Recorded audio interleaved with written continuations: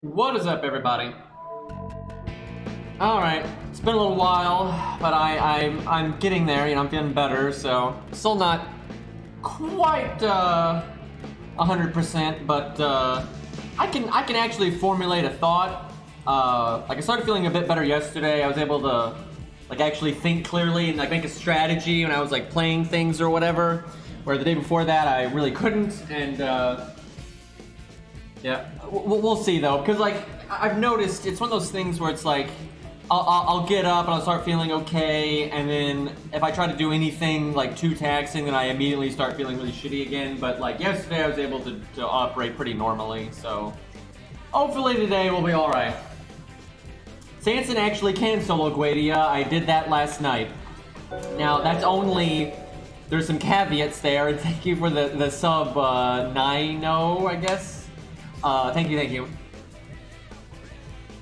But he's able to do it, you know, he's level 100, he's 2k foed, and I really have to stress this. You need very specific command codes. It would never work without those specific command codes, and you need some like decent luck too.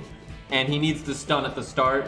And I would normally, you know, what I was doing last night anyway, when I was messing around, was if it was a cavalry class unit, because cavalry class units have a much easier time with Goetia, I was not giving them the stun. But because Sanson is Sanson, I gave him the stun, which is, you know, it's not that big of a help, honestly, doing the stun thing at the start. It's not like that, like, totally makes the fight, like, it doesn't even buy you a whole turn. It just means one of your turns isn't, like, completely wasted, if that makes any sense, because of Goetia's, you know, gimmick that lasts. So what we're going to do today is, if we use a bronze unit, we'll give them the stun. And then if we use a silver or a gold that is a cavalry class, we will not use the stun, because cavalry classes have a much easier time. And if we use a knight class, we will, no matter what rarity they are, we'll give them the stun, because it's not like the stun makes up for the cavalry class, knight class difference. It doesn't even come close to doing that. It's just something that will lower like the RNG by quite a bit, so it's just kind of fair enough. Yeah, any night class will give this done to. Because like I said, it doesn't even help that much. It basically just means you can potentially get a good opener. You still might not, honestly. But yeah, for most cavalry classes we won't. Because I mean, seriously, this fight is much easier for cavalry classes. So I'm gonna bring up my friends list here. We're gonna add, you know, anyone from chat that wants to, you know, give this a shot. Just as a tip, now, you know, you may know your units better than I will, and there's so much context here, but generally, the idea is you want to have something like Heaven's Feel or Black Grail, because Goetia feeds you so much NP, and then, you know, bond, the highest bond possible. So if you want to show somebody off, you're going to want something like that. Now, there are exceptions to that.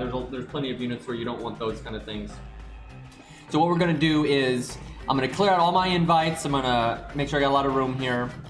Although I'm going to keep, okay, I'm going to go and just accept that one because you're already in chat. But yeah, if I delete you here, just send it to me again. Just send it to me again. And I'm just going to add pretty much everybody. But whatever unit you want me to use, I mean, stress this. Whatever unit you want me to use, it has to be in the all slot. I'm not dancing around slots, trying to match the names and shit. Like, just whatever you want used, put it in the all slot. You know, give it the best command codes you got, give it the best CE you got, highest bond you got, you know, that kind of thing. Because honestly, to a testament to what I always say, that Goetia is incredibly easy to solo, Sanson can solo Goetia, and Sanson sucks. However, it requires like the right setup. You know, you need high bond, you need a good CE. It's like, if you have all the pieces of Exodia, it kind of just, almost anyone can fight Goetia, but a lot of people do not have all the pieces to Exodia. And also a lot of toolkits that don't work so well. And actually, I will say, Sanson has a slightly easier time with Goetia than you might think.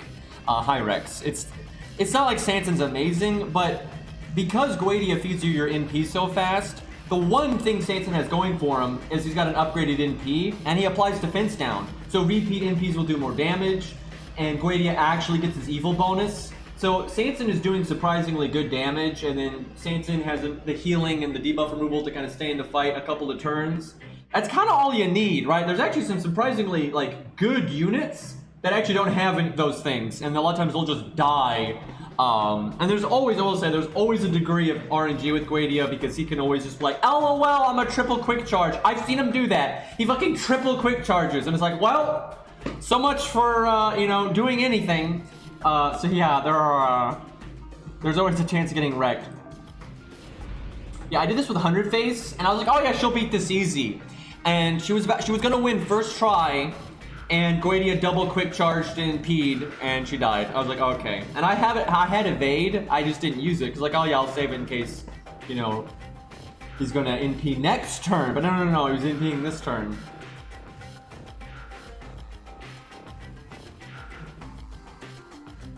Alright, I gotta try it with something, you know, okay, here's what we'll do. We'll fight Goetia, because, you know, people gotta be able to send me invites, and the server has to update. Oh yeah, I should, like, show my friend god damn it, I have to show my, my code, excuse me. Anyway, yeah, kind of an important part of this. Anyway, so yeah, there's the code. If you want to add me, there it is. I'll leave that up for a minute. And what I'll do is I'll fight Goetia for realsies, and then I'll cancel the app, you know, or reset the stage when we know we're gonna win. Just in case we have a whoopsie moment, we actually kill Goetia, I want to make sure I beat it with this account, you know, proper. Which I'm not actually that worried about it, because Hans and Asterios kind of shut this fight the fuck down. I've actually heard that Asterios at level 100 and with all this right stuff can solo this. I've never seen it, but I can see if he had the right CE and the right command codes, I could see Asterios being able to solo this. Because basically you just have to stabilize. Once Asterios stabilizes, he can't lose. You just need the right command codes and stuff to do that. I don't even want to know what Rex is smiling at. I'm worried. It's probably Irie's feel. Alright, I'm gonna slot Asterios for the legit clear, if you will, and then we'll start using chat's shenanigans. I actually forget what CE I normally give Asterios. Because starting in P means you get the ball rolling nice and easy. But then defense up is like, you know, not dying. I'll do defense up just because a 4-star CE is nothing. But yeah, I don't really remember what I normally give him. It's been too long.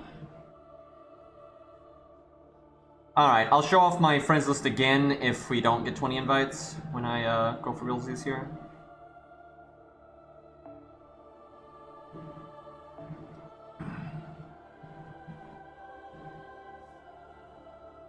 I'm actually gonna go fix T real fast, I think. Here, I'm gonna make 2 of these. This is the one for like night classes and bronzes and shit, so it'll have the stun. And then, man, if I rank her up like 1 more time, her stun can't fail. I'm so pissed.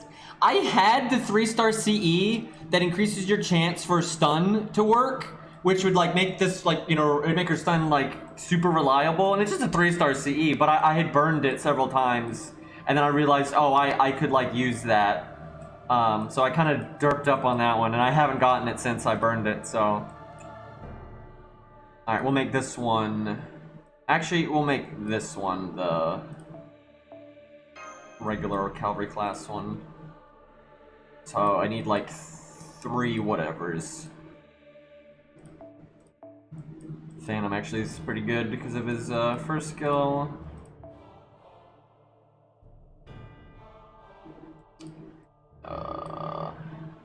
There we go, okay. That way I don't have to like remake the team every time.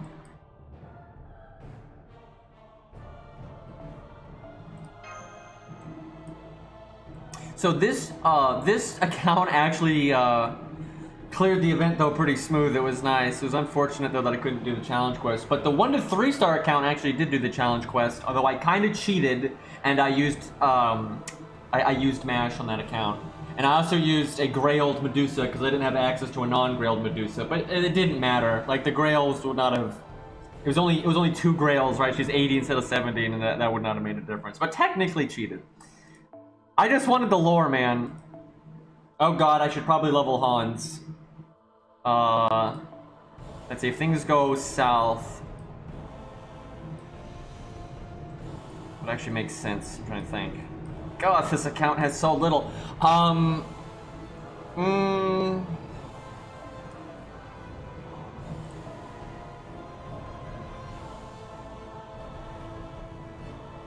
Alright, I don't have to handicap myself outside of waiver and all that shit. I can bring whatever the fuck I want. I forgot about that. Like, I handicapped the support a little bit, but that's about it.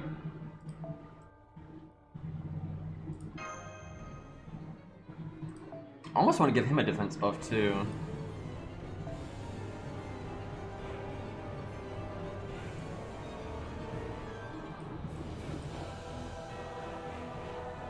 You know what? I think... Doesn't this account have... Didn't it get Black Grail? I think it did. I'm just gonna use that. Like, you don't need it. The damage just does not matter, because if you get things going proper, you can last like an indefinite amount of turns, but this just speeds it up, so... Hey, Anabashi, thank you for the 26-month resub, man. Do I have a Guts CE? Guess not.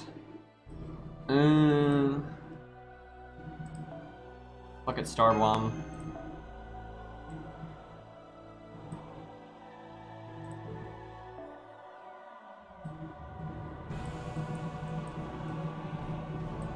I need to level up some of the CEs on this account so I can like see some of the good ones that I have, because I haven't leveled a lot of them.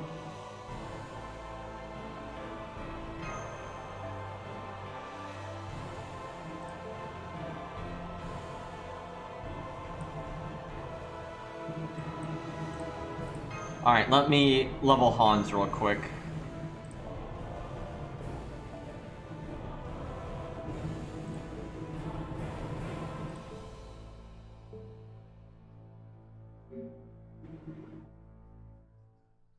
Also, let's see if just, you never know, we could maybe get that stun CE. It could happen. Hey, Lost, what's up, man?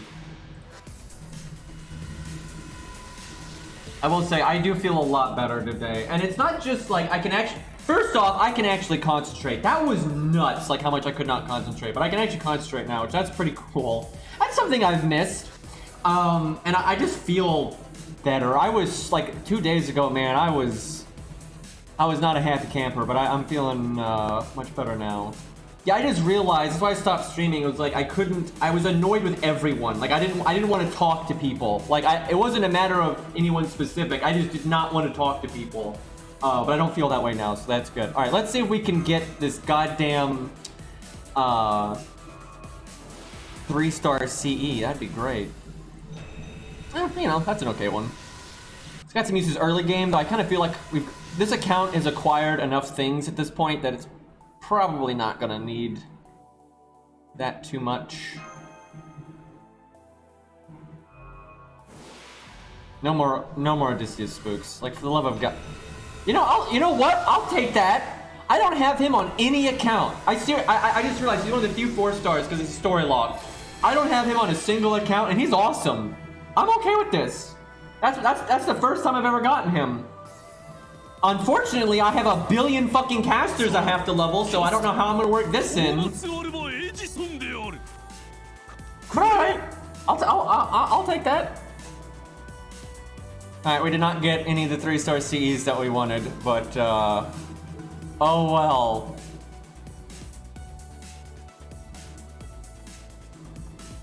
Alright. I am going to start Goetia's spiel because it lasts like an hour, but then I'm going to start making tea, so I'll be back in just a second here. And then it'll be, assuming I don't fuck it up, it'll be chat's turn. But there's always a chance I'll fuck it up or just get like... The first couple turns are the only turns that matter. Once those are got rolling, you're good. Alright, I'll be right back. I forgot to level Hans! No, shit!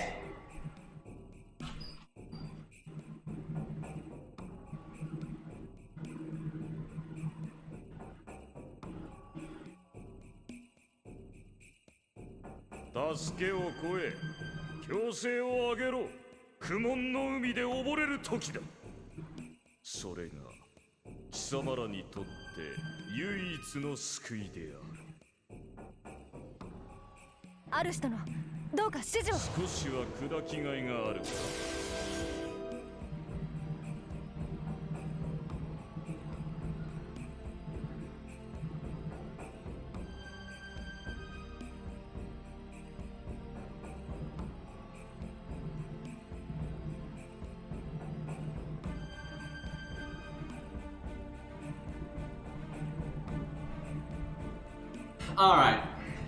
Wonder how long Goetia was done talking for. Wait, aren't I supposed to I just remembered. I'm supposed to bring a fodder front row. Wait, what do? Oh no, you bring Matahari! That's what you're supposed to do, is you bring Matahari, because then he literally... Wow, I think I may have forgotten to do that. I normally remember on an account to always level someone that has skill seal. Right, you just level someone that has skill seal. I'm not sure I did that. I'll have to check. That could be a problem. Like, and the reason it matters, it doesn't actually matter that much because, how do I put this? You can win with just these 3 units, right? I've done that on like my last 2 accounts that have done Goetia. I just went with these 3 units. I never needed a back row, but in case something goes wrong, it's nice to have a back row. And Matahari, you know, allows you to have one, right? Because like George is actually really good, because George will also start spamming his NP and he has defense up most of the time, and then every time George NPs he gets another defense up. So George is a great backup unit in case something goes wrong. Well, there's our invites. So we got 11 people from chat. I'll show this off one more time in a minute, so we can get some more invites than that. But let me see if I can level Hans a little bit here, and then look if I've got anyone that has skill seal, which I have a feeling I don't, because I'm pretty sure I forgot to do that.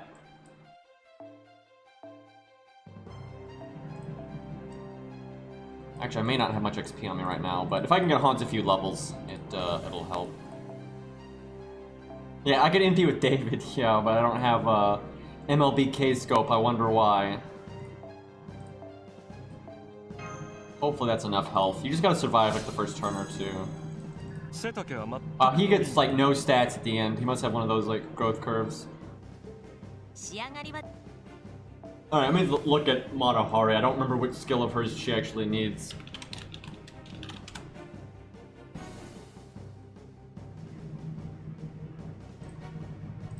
Damn, it's her third skill. She's super easy to level, but I'd have to go get Embers, and I don't want to do that right now. So I guess we're just going to have to sack our front row. That's going to make this harder, but we'll deal with it. I guess I can do the Medusa thing, though. Might as well. Let me go grab my tea.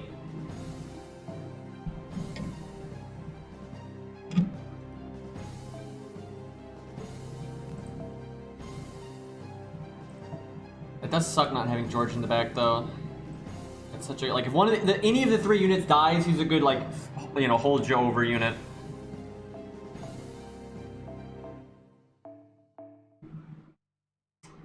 Okay, I guess Medusa, and yeah, I guess we just do what we would do like in solo.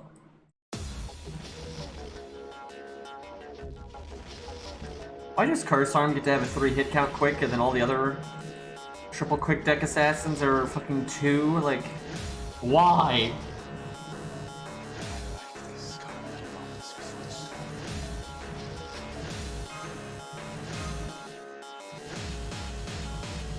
Okay. The scary thing about this, though, is we're kind of be behind on Goetia's MP charge, but... Alright, let me grab my tea, and then I'll be back.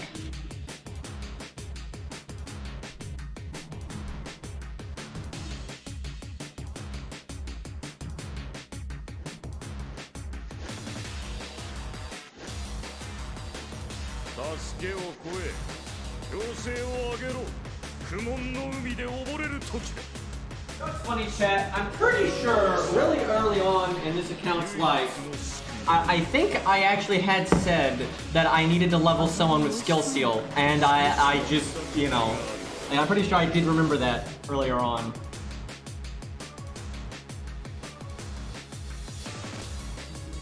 Hey, was it Mascus? Thank you for the resub, man. 3 months, excuse me.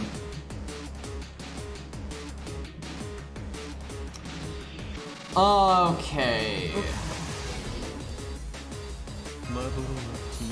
You know, I don't know if that was worth it, because we actually have a triple quick hand here. Let's see, we've got enough quick cards left in the deck that we could get another quick chain, but kind of ran. Yeah. Oh no, we got it. Nice. Okay. And the dream is somebody. The dream is somebody crits, because when you crit, you make more stars. So.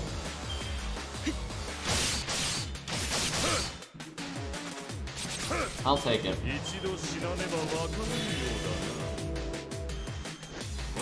Stars hit. It's rank 1. What do you want? And it's not upgraded either, because it's got that upgrade for it. It is pretty stupid though. I guess it Phantoms gives 3 stars every turn at rank 1.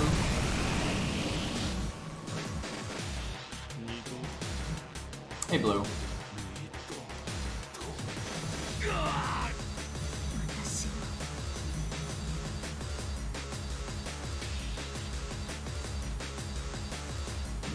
Alright, so the one thing with this setup is that if it's gonna go to shit, it's gonna go to shit on the first few turns. So you gotta front load your value like a madman. If once you stabilize, you're good. But if something's gonna go wrong, it's gonna go wrong right off the bat. So like you immediately evade with Ushi. I think I'm gonna give I'm trying to think. I could give it Stereos his defense up skill, and he's got his defense up CE. Or I give him evade. I think I'm going to give him evade and then use defense up on the next one. The question is, what do I do with Hans? Because Hans could NP right now. Using this, because NP gain is really important. Again, it's all about the front loading. You do not try to space things out. The reason I might do Hans's NP now is just to give himself a defense up. I feel like he can live 1 turn. You know, I think the right thing to do is maybe you give Hans the evade, and you have Asterios use his defense up, and then you try to get the defense up from Hans, then you'd have a triple defense up. Also, I have the buff success chance CC, I just forgot to equip it to anyone. So that's a good start.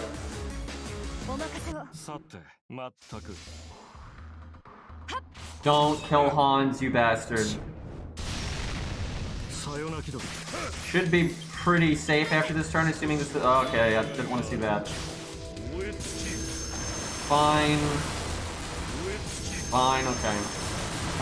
We should be good now.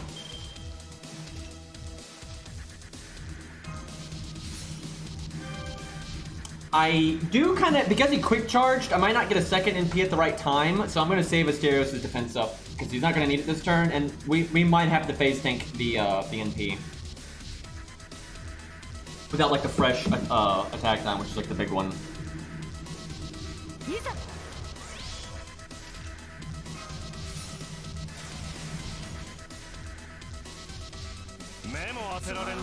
The smart thing to do would be putting Hans's NP last, I think. Unless he misses the defense buff, but a lot of times I'd actually put Ushi's first, because overcharging Asterios and stuff is better. Like, it's nice to do Ushi's like with the defense down so she does more damage, but in the long run, the damage doesn't matter. So normally I'd put her NP first. I actually don't really know why I did it like that. I'm being kind of unnecessarily cheeky.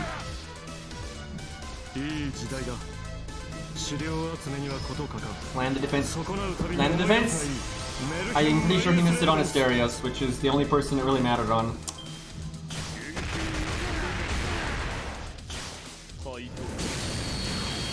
Oh my god. Okay. As long as we stabilize here, we're fine. That was really shitty though. Thanks, Hans. Probably should have already used Asterios' defense up.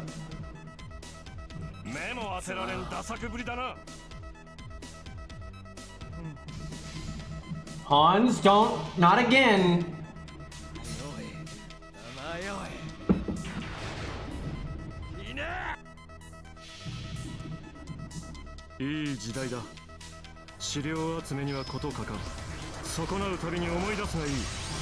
Okay, he landed it. I'm feeling better now. This should do nothing. Oh yeah, even crit and it did nothing. Oh, that's good. I thought we might not get our NP there, but we did. So we are going to be able to face tank this very easily.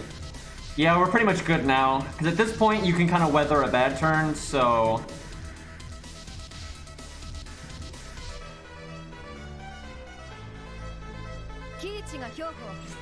Yeah, now we're at the point where there's no point in doing Ushi's NP later, even with the better defense down, just because it's all about survivability. Ushi will get the damage in sooner or later.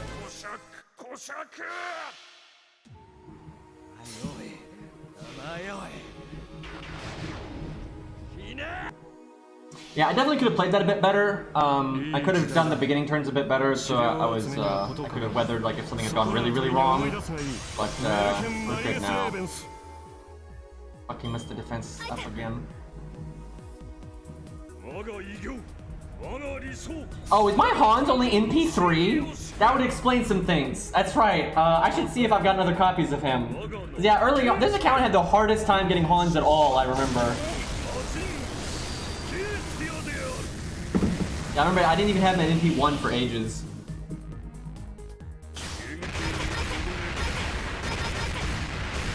This account's a little scuffed. I mean, what do you want? Okay, this is kind of a bad turn.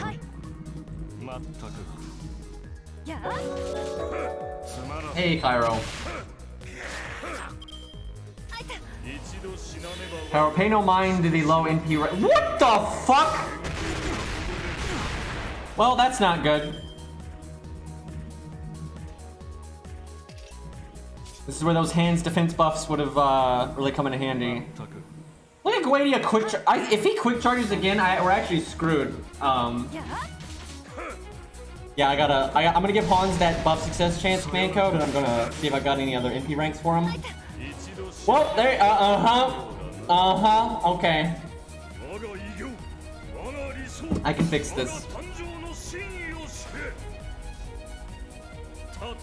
Just gotta make a few adjustments here. And if I can save Asterios' defense up, that will really help. So if you have a turn like that, you're not screwed. He knows. He fucking knows, dude.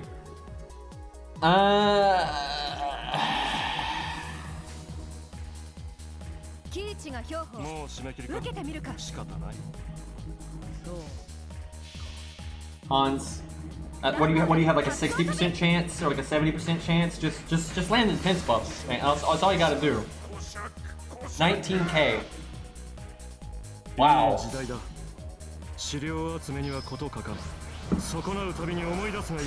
There you go. Yeah, she's because she had double attack down and quick down, so that was pretty bad. Will you stop doing that?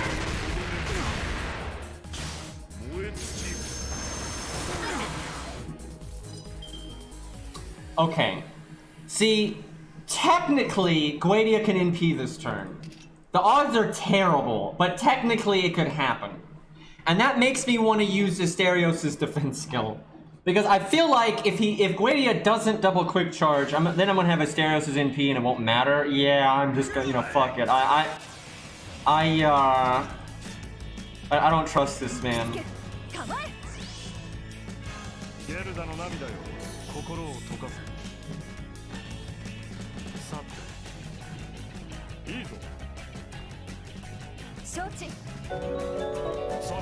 Hey Void, thank you for the 15-month sub, man. Dude, oh my god, I missed all those, like... Yeah, Arjuna gave me that, those bits, man. I didn't really respond to that, feels bad. Hey, look, this account, Cairo, has not, had much time in the oven.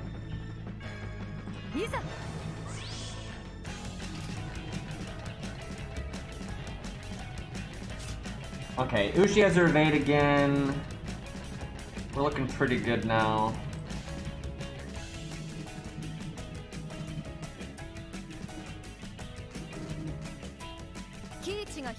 Again, throwing away a lot of damage by doing her NP first, but it's worth.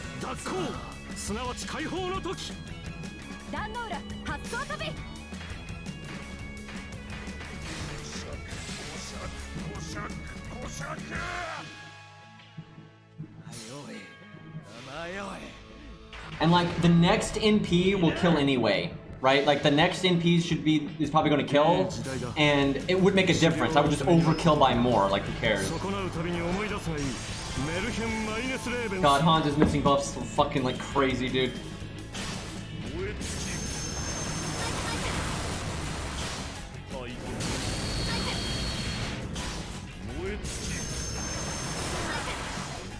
So even if Asterios had not gotten his NP there, we were going to be fine because Uchi has her evade. I don't think she would have died anyway, but in case she would have, we could have just evaded her, and then when she's solo, she'll clean this up. So pretty much GG there.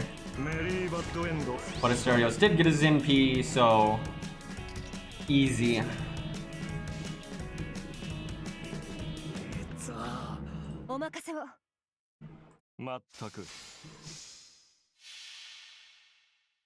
And this team was so scuffed, we didn't have Matahari, our Hans is MP3, but it looks like we got it anyway. It's kind of like Asterios is good or something. So I think Cairo is going to really dislike me for saying this, but I think it's actually true. Because my Hans is so scuffed and just the way this fight is, I actually think Asclepius would be better. Because Hans is not landing the defense buff enough for it to really help. And Asclepius also heals, which is all you really need. And Asclepius gives you anti-debuff. So you get, you don't get as much like defense downs and that kind of shit. And then he's also got the targeted heal if things go wrong. And if in case something really goes wrong, you have guts, right? In case something really goes off. So Asclepius is good, man.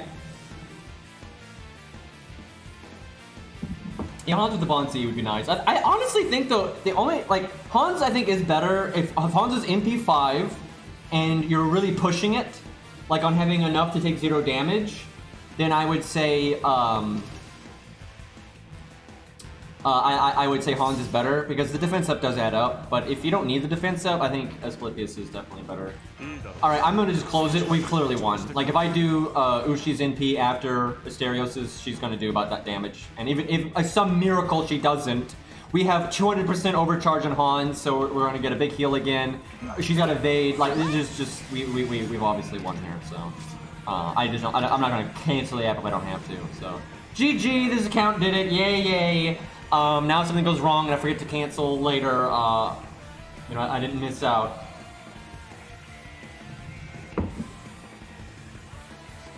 Yeah, California, man. Alright, I'll show off my friend code one more time. I guess most of my chat's from NA, man. We don't actually have that many people. Yeah, we'll show off what we got here. I'll give chat a moment. If you want to add me, if there's anybody else. Cairo, you should put something up. Put it, if you put it all slot. So for those that missed it, if we use a bronze unit of any rarity, we're going to give them the Medusa stun to make it a little bit easier for them at the start. It doesn't even help that much, but it's a little bit of help. So if you're a bronze unit, they'll get that. And if you're a knight class, we'll do that. Because knight classes are just so fucked here. But if you're a cavalry class and you're not a bronze, then we're not going to give you the stun. I feel like that's fair. Like, you know, it still favors cavalry classes like crazy because that's just how this fight is. But it you know, makes it a little bit better. Go with whatever CE you want. Don't hold yourself back. Go command codes or go completely nuts. Although I think for Canis, Limit Broken Black Grail might be better. Although I don't know, actually, maybe not. Because she does do so much normal card damage. Again, peeing all the time is great and all, but yeah, I don't know. She's a hard one. I'm not sure what's best for her. Here's your boy Beastly. And remember, whatever you want me to use, put it in the all slot. I'm not going to be jumping around different slots and stuff. Necromancy time, I mean, you can if you want. Hey, Looking Glass, thank you for the 155 bits. God damn it, Cairo. Ahem.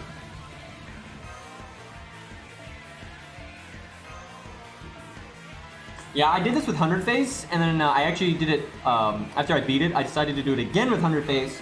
And originally I had done it with Atlas, and it worked, but there was a turn of kind of like shakiness, where when I switched to default, actually there wasn't. She just won so much faster, you didn't like have to rely on surviving an extra turn. So like Goetia could bust her all he wanted and it wouldn't matter. So I can say this from experience. Most knight classes are not going to be able to beat this. This fight is just so fucked for knight classes. But we can still benchmark, see how they do. You know, it'll be kind of fun to see that kind of thing. I'll have to check my friends list again. We might have had some invites there, but I'll do a quick round here, then we'll check again. Alrighty. Well, I guess Canis is up first. So what CE is that? I don't even remember. And remember, I guess you do no event, not the event page. I guess. I mean, I don't know. This might be considered an event because you know it's Solomon, and that was an event. And it's kind of weird the way it is. So I'm not sure. This is why I don't have an event and a non-event list. I just have one list, so I have to deal with this. So I'm not sure we're actually seeing the right stuff. What, Rex?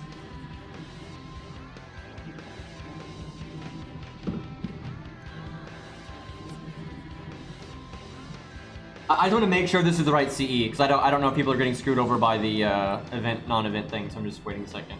Is this what you want though? Is this the right one?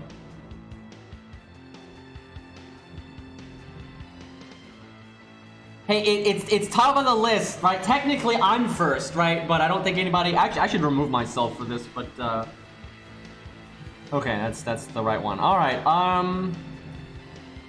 Okay, she's a knight class, so we give her that one. I'm trying to think. So the debuffs are really. Wait, what command codes do we got? Okay. So the debuffs can be really bad here, but also sometimes you go with kill them before they kill you kind of setup. I'm not really sure what to do. Oh yeah, I don't have Atlas at 10 yet. I mean Anniversary Blonde, feels bad. That's not great. Because the rank 9 to 10 is actually 2 ranks worth, right? Like it's worth 2 ranks. So you're missing out on like 4 stars from that one thing. I'm kind of thinking default. I don't think we're gonna live long enough to go around the loop. It's either default or anniversary blonde. I feel like it's probably anniversary blonde, but because mine's not 10, I'm gonna try default and just pray for a miracle with the crits.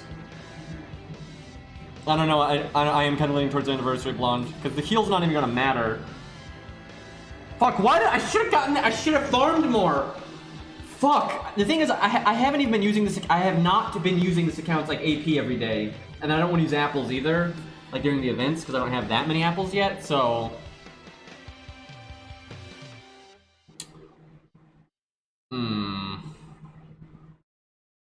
this is tough.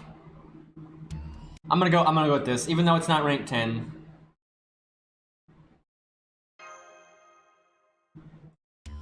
Embrace the burst.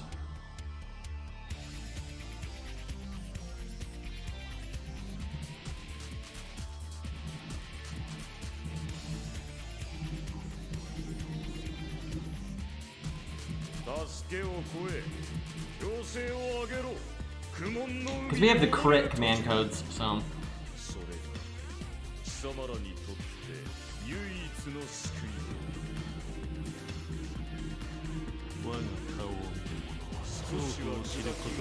I wish I had that 3-star CE for Medusa.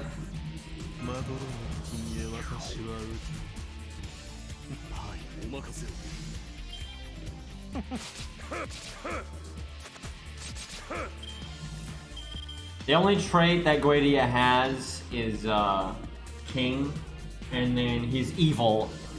So there's that. But yeah, no, you don't get a lot of niches here. It's pretty much evil and King. So that's about it.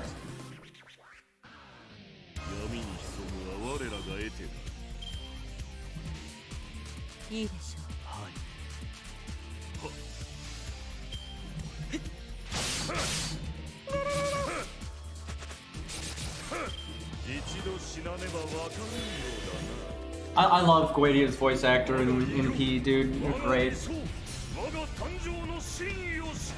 Yeah, I suspect Luvia can beat this.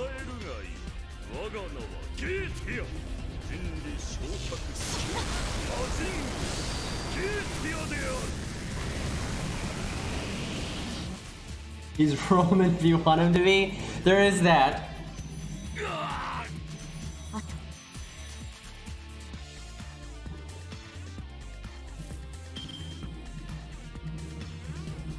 Okay, we've got Buster crits there. Alright, well, one thing I know for sure is we're 1,000,000% casting that. Okay, let me think. So, the big turn is hopefully the next turn. I have to make sure I get my NP here, though, but I also want to make stars. They have all this star gen. See, part of it was like Buster quick, right? That sets up the next turn the best, but then if I don't get my NP, it's a problem. Always play to your outs though and just hope Goetia does the thing. We have a lot of damage this turn as well. I don't want to waste that. Okay, I'm gonna just hope that I get my... If I don't get my NP this turn, we're fucked, but I think we'd be kind of fucked anyway.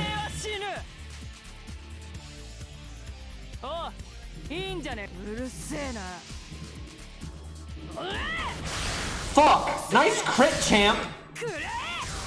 Wait, I should have done that, because... No, that was so wrong. Because we don't get our crit damage yet. We get that next turn. Ooh, boy. Fuck, we have double attack down. That's really bad. Why couldn't he do, like, Star Gen down?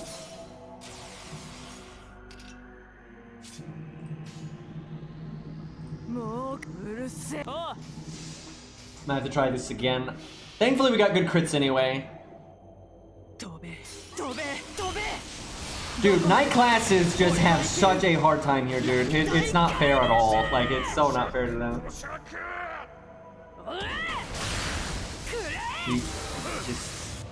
Okay, that last crit was pretty impressive, but the other one didn't crit.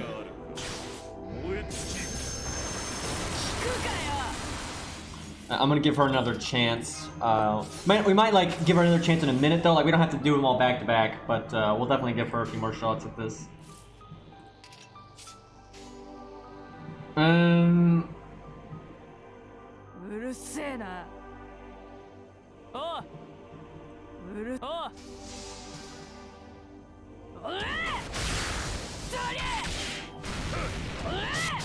we can get a better performance than this.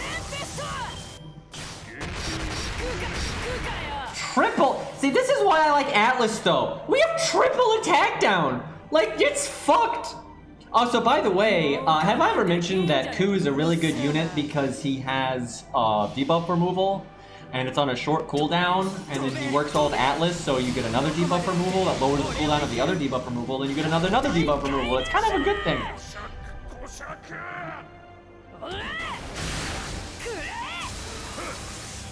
Honestly, though, I think I misplayed. Actually, I clearly misplayed. We had bad luck. And I don't think we have like the perfect command codes and all that kind of stuff, and she's still got them to have. That's not bad. Honestly, dude, if she was a cavalry class, she would have won right there. Right? If she was a cavalry class, she would have just won. And then we probably would have had a bit more wiggle room because the damage cut would go so much further when you're a cavalry class, right? Yeah, she would have won as a cavalry class. And that didn't go very well, right? That kind of shows why it's not that hard as a cavalry class if you have the right stuff, because that went pretty badly, and would have won anyway. So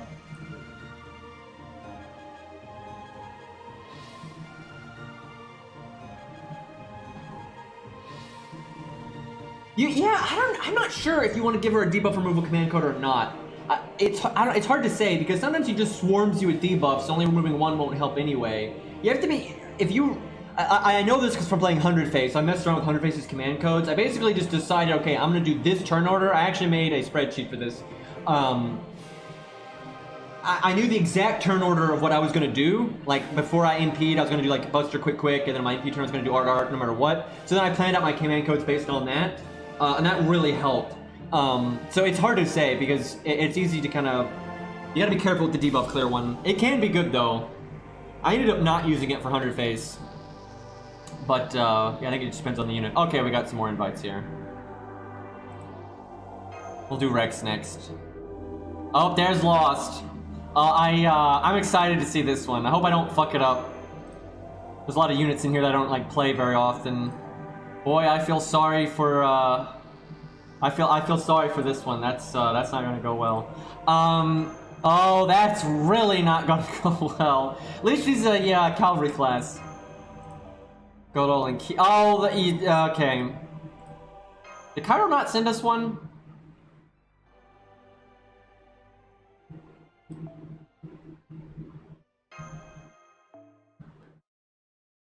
Cairo, if you need it, it's right here. All right, we got to get Cairo in here, man. Cairo, you get streamer bias, Cairo. Like you get used like on a higher priority, right? It's like bullshit, right? And dude can't even be bothered to send a friend invite. I couldn't because I was updating. Feels bad. Have you not played JP in a while?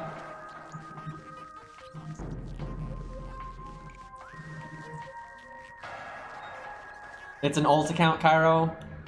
Thank you. It's the only way to fit the letters. Okay, alright, we get Rex in here next, and probably Beastly. I know I'm gonna fuck up Fujino. Dude, you don't understand, the pressure is so real, because I know how good Fujino is, right? She's almost always on par with Ku. There's a bit of variance depending on the style of fight and that kind of thing. I do think this fight favors Ku some, especially since Ku got buffed. But so I'm so nervous I'm gonna fuck it up like a champ.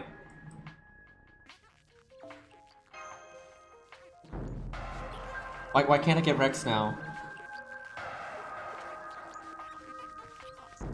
I really should remove myself. I'm going to do that. I can literally just add myself again after the stream. So there's no reason for me to keep myself on the friends list. I'm just in the way.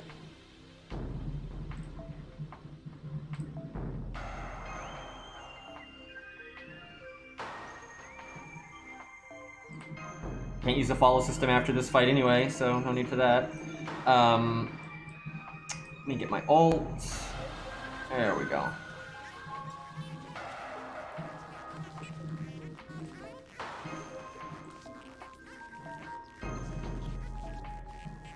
There's our boy Cairo. Is Cairo seriously gonna make me do this with Hans? Oh lord. Well, he's got that. I will say he'll always land the defense buff now. So you know. I don't know. That's interesting. We'll see. I think he may have a slightly better shot. Okay, seriously, we're supposed to be giving biasm to Rex here. Rex, I'm trying to be biased, but it's not working.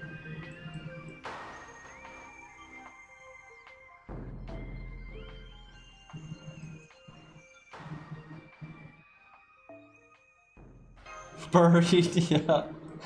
Buried alive. You might have to relog. Well, why is that not Bond 10?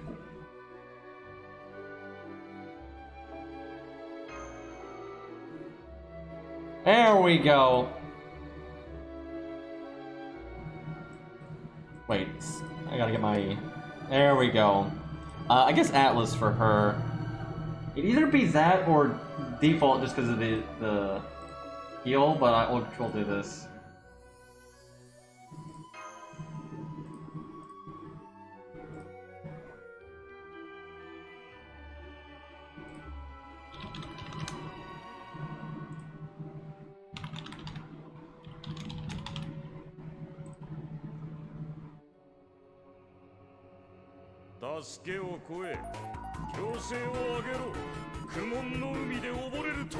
Oh, here we go.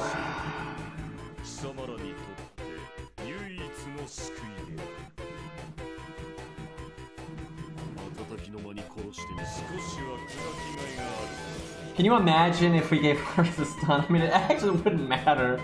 Like, it wouldn't do anything if we gave her the stun. Like, oh man, you can do a little bit more damage a turn sooner. That'll help.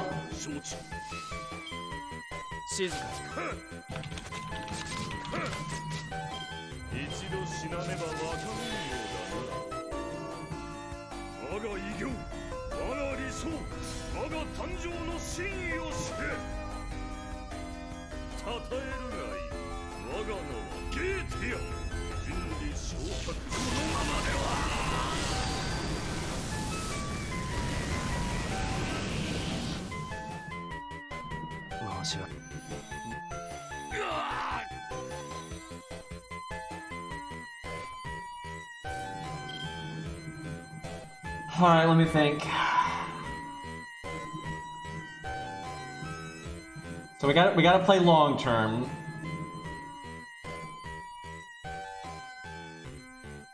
So we get defensive only for one turn. Right, okay. Okay, we definitely do this right now.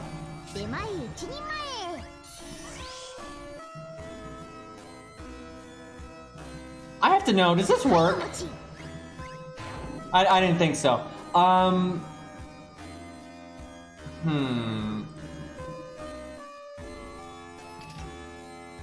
guess I just cast it now.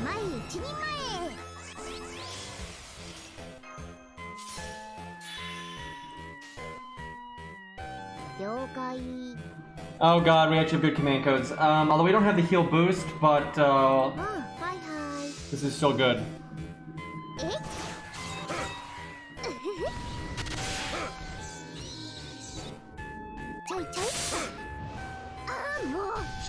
God, if she wins, I'm actually gonna get upset if she wins because I'm gonna be here for so long.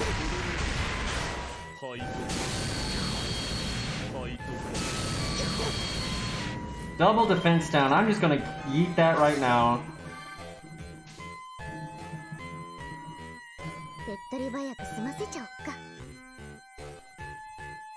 I want that heal. I can wait a turn though, I think. I don't know, the sooner I use it, the sooner it comes back. I probably should be healed. That's true, she does give max HP up, but still, we are going to be taking damage here and there.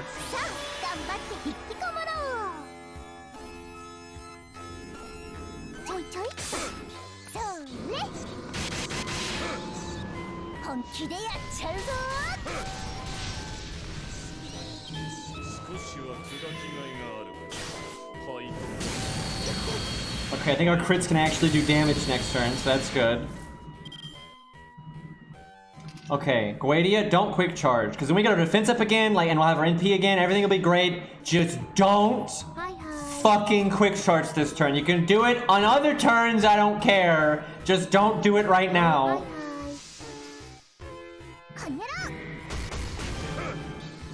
Could have done invulnerability, but I feel like it's not necessary. Although front loading is probably good here. For obvious reasons. Motherfucker! Should have done invulnerability.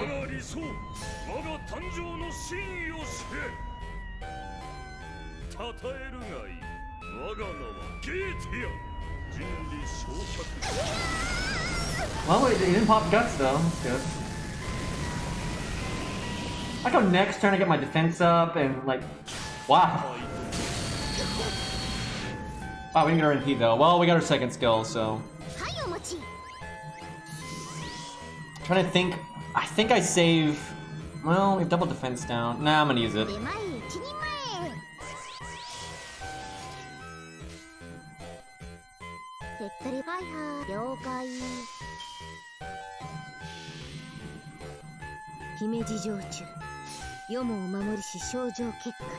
I mean, she's tanky as fuck anyway, and then she's got the CE and everything, so I mean...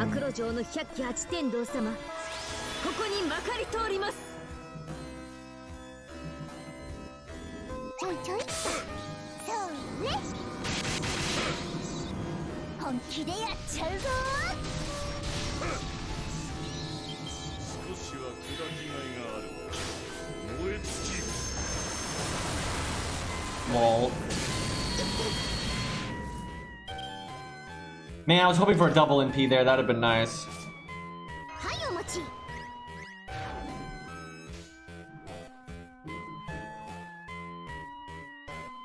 How much do I care about damage? Honestly, not that much. Like, it's way more about surviving than doing damage.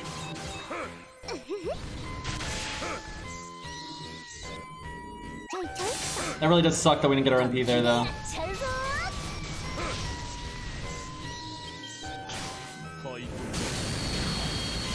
Woo, that's not good. It's not even the fact that it crit, it's the fact that it gave me a defense down. And it crit. That was pretty nasty.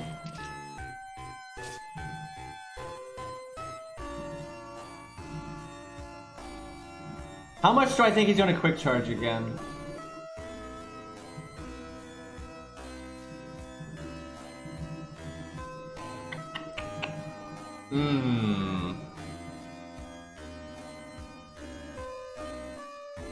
Unfortunately, our overcharge is just more damage. What MP rank are we, by the way? Are we MP 2? Oh god, no, we're excuse me, we're MP 5. Okay.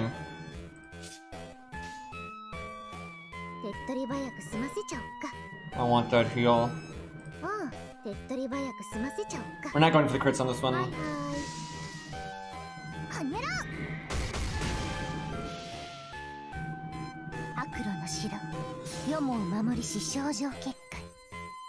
Because I basically want to make sure if he quick charges, it doesn't proc guts yet. I really should have used that invulnerability before though, because we'd have like 5,005. Actually, we'd have more than that because did normal attacks too. We'd have like, I don't know, 7,000 more health right now if I'd done the invulnerability, and so many turns are going to go by that it would have come up cooldown. Alright, as long as this action's not quick charge, we're fine. Okay. The next action's quick charge, I don't care. I think he's bustering a lot.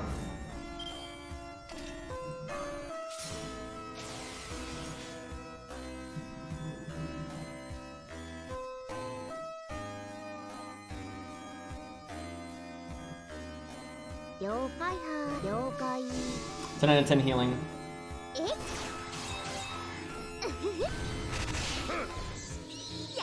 She can definitely do this. I'm absolutely not playing this perfectly, which, I mean, surprise, surprise, I don't play Yeet that often. I don't know why I just called her Yeet, but, because you yeet your life away. That's what's happening. She's sucking the time out of our life right now. Anyway, she can definitely do this, because I'm not playing this quite right, and, we're doing pretty well. I think she might want the command code, the debuff removal command code. I don't know what card you put it on though. Oh my god, we have so much attack down. This sucks. We have so much fucking attack down right now. We're doing like no damage. Also feels bad when you get 200%, but oh well.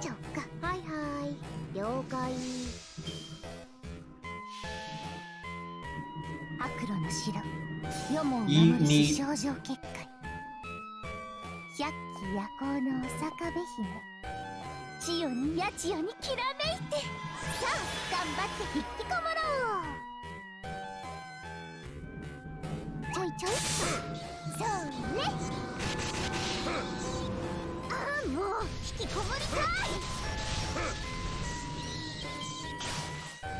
Okay, that's good. Do it again. Not bad. Fucking okay. You know what? It's literally getting like 0.5% here, but I'll take it. I think I'll save the first skill in case we have one of those awkward. Maybe he's gonna quick charge. Maybe it won't moments.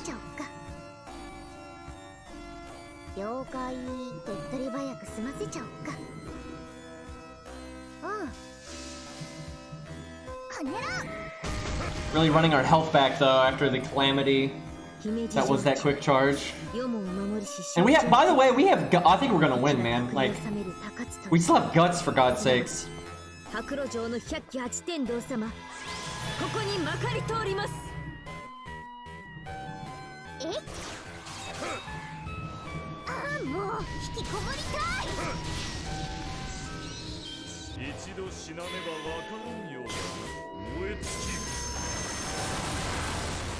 Okay, he would have to double quick charge as his first two actions. Like if he attacked then double quick charge, he wouldn't. No, wait, no, only has to quick charge once. Okay, fuck it. We do this. That way, if we get quick charge here, we'll be all right. The only downside to this is what if he doesn't. Let me think. I kind of want to do art then. That way, I'm the most likely. Yeah, I think we do art. That way, we're the most likely to loop our NP.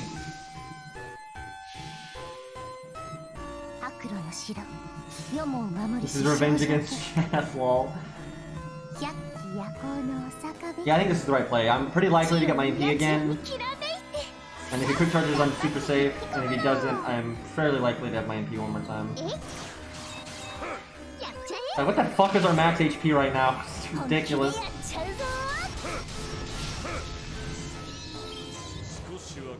Okay, well, we definitely made the right decision on that one.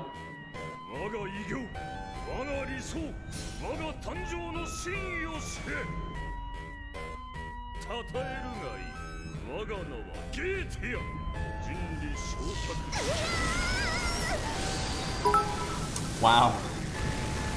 I like how we misplayed at the beginning too. We could basically be full health right now if I hadn't messed up.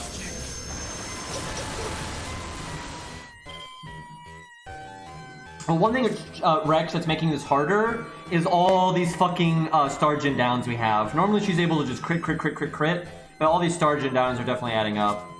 So that's a thing. Fuck, I didn't get my MP though. That sucks.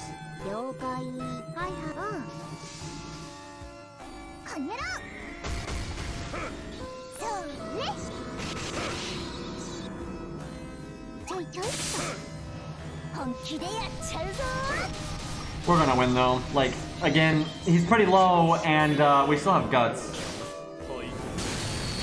And I gotta say, we are not getting lucky, like, at all. The RNG has been dreadful, so fairly impressive.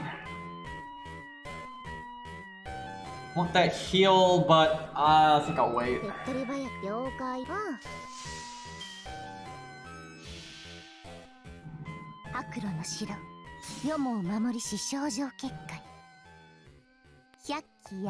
See, if I made this a video, we'd have to like do it in a way where like Rex tells me what to do every turn, and then we put it on his channel because it's his unit and everything. So, also I don't want a Patrillion Goetia videos, but although if Rex wanted it on my channel, I guess I could do it that way. But I guess I've already recorded so many fucking things in this fight. That would be cool to have this recorded because it's pretty funny.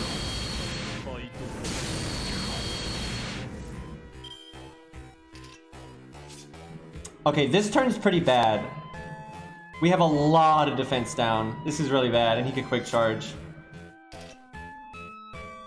Thankfully, we have Guts as a safety net. This is rough right here. Hi, hi.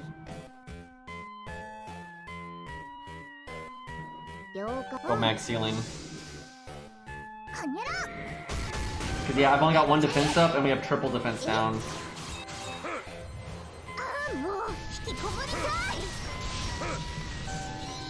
We only need to stabilize a little bit more though, because Atlas is going to come off cooldown. Oh my god, that turn order. I like how he Buster crits quick charges into NP. On the one turn that we were looking kind of bad. That was a reminder that Buster crit hits harder than use NP. Feels bad. Woo, boy. Shit. I think we're dead. That sucks. I don't have my heal. And we have one turn off. That was so unlucky. I mean, look at this. I'm guessing that's a 20% defense down, and we have 4 of it. And look at this. Look, we're so close on our cooldowns. Let me think. We're gonna get 4k health back. I think we would live if I had my first skill back, or if I had my heal, like either one. I guess we do the 2 heals that we do have, though. They're pretty shitty, but, yeah, she could definitely recover from being at 1 health, but not when you have quad defense down, and you don't have any of your skills, you don't have your command code heal. I gotta say, the RNG really has been awful. Like, this is unbelievably bad RNG throughout this, and, she's still really close. It's obvious that she can beat this. It's very obvious she can beat this. I'm not too confident on this attempt, though. It's just all those defense downs. It's like, normally we wouldn't really be taking damage right now, but because we have 4 fucking defense downs, yeah, she can definitely beat this. That's obvious, because she's only 200k away, and my god. You have to be out of your mind to be like, oh man, you had good RNG. Like, no, that was terrible RNG. Alright. Get that Chirobiism in here.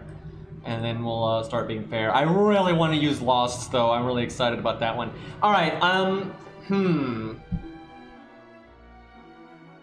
Okay, we got the debuff removal command code. That's really good. I think that's definitely good for Hans. Heal boost, that's good for Hans. These are smart picks. I don't know what's going with the Buster card, but I feel like that's trolling, but these are good picks. Man, Kairo's Hans really is impressive. I almost want to say default, just because the heal is on such a short cooldown.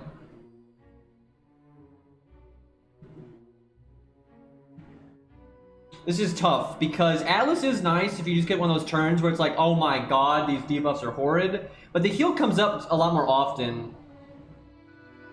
You lose by defense buffs? Yeah, I would imagine. Okay, we'll do Atlas. We have enough healing on our own. So basically, the priority is just get his NP up as often as possible, and we got that buff success chance thing, so that's really good.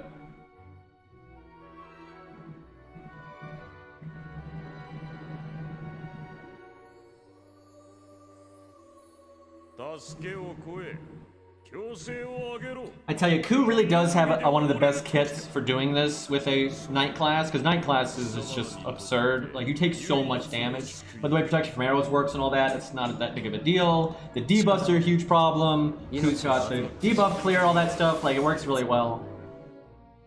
Okay, good opening hand.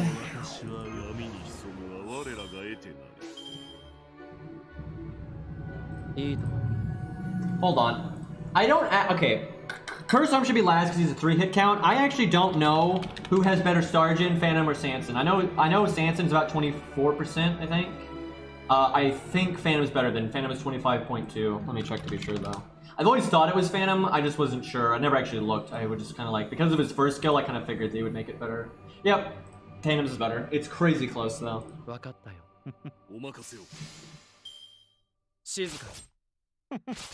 Yeah, the need can win. We had terrible RNG and I misplayed at the beginning, so she was close. She was very close.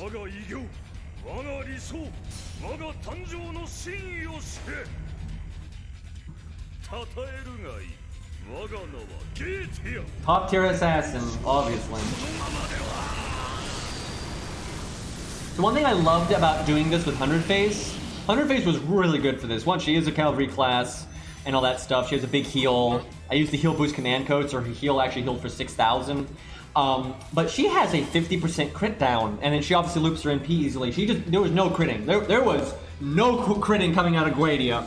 So that was really nice. I kind of feel like you don't use his second skill, because there's a pretty good chance we'll get our NP after this turn anyway. So I think we save it for a turn that we don't, right? So we do that. Like, the NP from that, and us doing our art cards.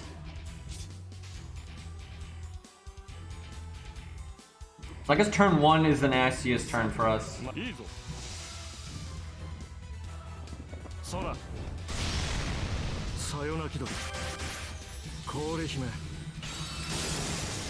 Now, because I have played Hans before, I am aware, and I just realized I did that wrong, because I know this is a thing, by the way. It's where if you use other command codes, it removes buffs that are 100% success chance will fail anyway, or will take the buff anyway, so you're supposed to do the buff success chance last.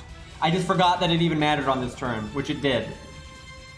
But yeah, I know about that. I've seen that. I think I have to do it like this then, because I value the defense up that much. But yeah, I should always do the buff success chance last, so it doesn't. Because basically the buffs from the heal boost will eat the buff success chance, which is nuts, but it does.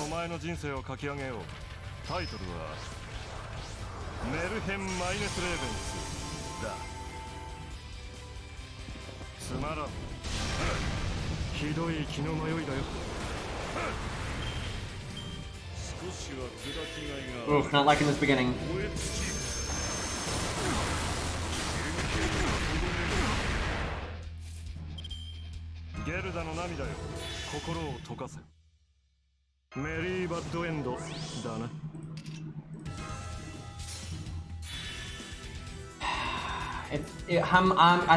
I guess I'm gonna bet he quick charges.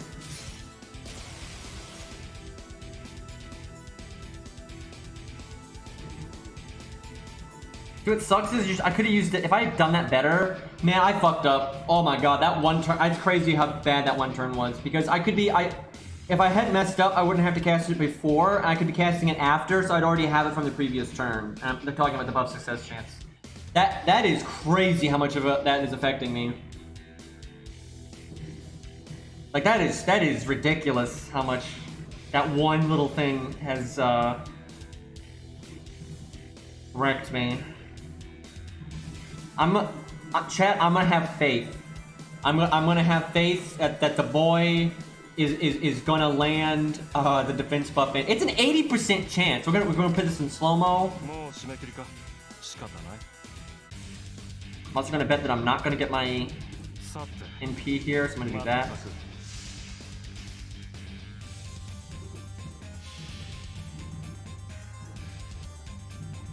Chat, he wouldn't let us down. Cairo's here watching. He wouldn't let us down.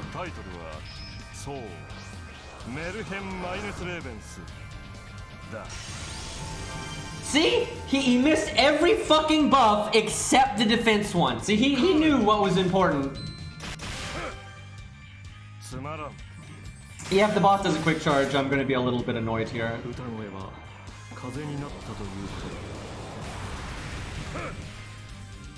Goetia, you do it all the time. Goetia, no. Wait, if he does a quick charge too, that means I'm gonna get my MP again, and I should have done the buff success chance. Okay, I am really misplaying here. Yep, okay. You gotta get the cycle going, man.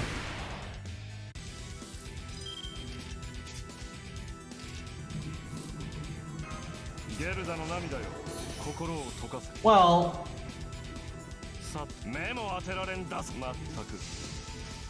we're gonna have a lot of defense up here, though. I'm not sure it's enough. I mean, I can't basically do an optimal turn anymore because of that one turn. But that wouldn't even happen. Like, I could have corrected it if it wasn't for the fact that I did get my NT again so fast. So that's what kind of messed it up. Hey, it's not my fault the stupid fucking game eats your buff success chance with the fucking heal boost. And I even know that it does that. Like, I've used Hans since the thing came out. Like, I was aware that was a thing. I just wasn't thinking it was going to matter on turn 1, but it did. Wow!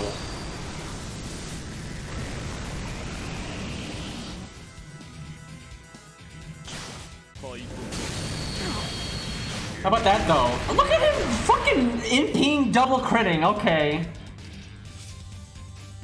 Okay, we can finally rectify it now.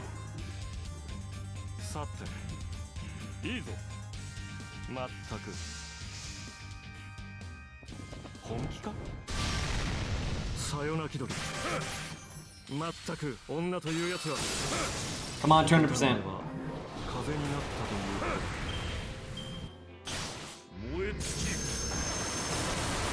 Getting 200% kind of makes up for failing to get our NP there. Like, it's still not as good, but it helps. Ugh. Why does he gotta crit so much? Make sure I didn't mess that up. Wait. Oh my god, the crit buff takes it! This is so fucking... That just... Okay, I'm just gonna start over now. Even though we might be able to stabilize, why does everything take it? That's so dumb!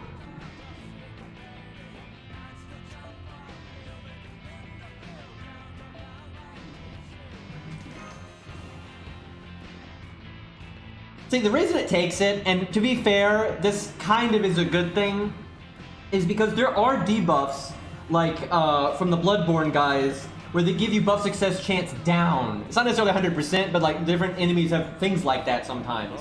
So you would actually want that. Like, so they might make an ability, like, you know, Hans' first skill or whatever, on, you know, an evade on somebody, you know, you name it. And they'll make it like an 80% chance to work and things like that. So like there are reasons why it's good that it works that way, but 99% of the time, or 95% of the time, it's really fucking stupid that it works that way, but it is what it is. Okay. At least we got triple quick again, which is pretty likely because we have 9 quick cards in the deck, but no 100 face, no curse arm cards, which is unfortunate. A lot more stars that way. Oh, a few more stars that way. Normally like 2 or so more stars that way.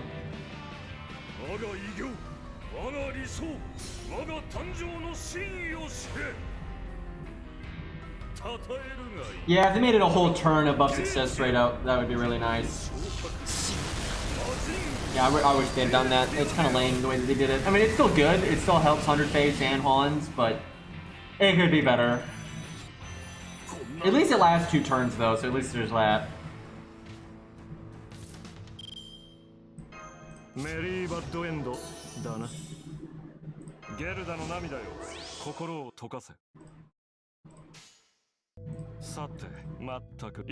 Alright, come on, give us a good opening hand. Some Goetia.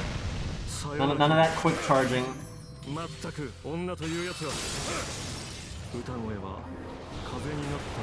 Just do your artery or quick. There you go. No. Not just, you can do your buster. I don't care. Just, there you go. It's like, just don't do the quick charge again.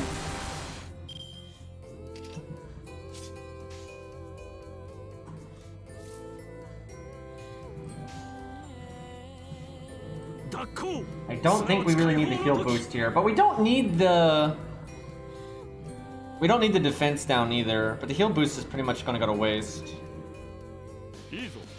So now then we do this.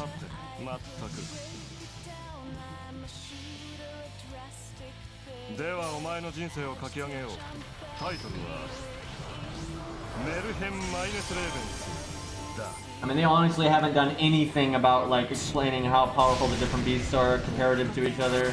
Really, all we know is Beast 3 is weaker because it's not, like, fully materialized as proper Beast 3. It's, like, split in half. Actually, I guess we could have done the heal boost there. Really? That was shitty.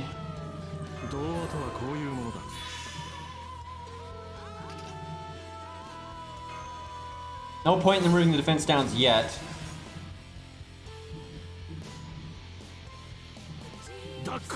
So I want the heal boost, but I think we gotta remove the... I think it removes the latest debuff, so it'll remove a defense down, I'm pretty sure. Yep, that's worth it.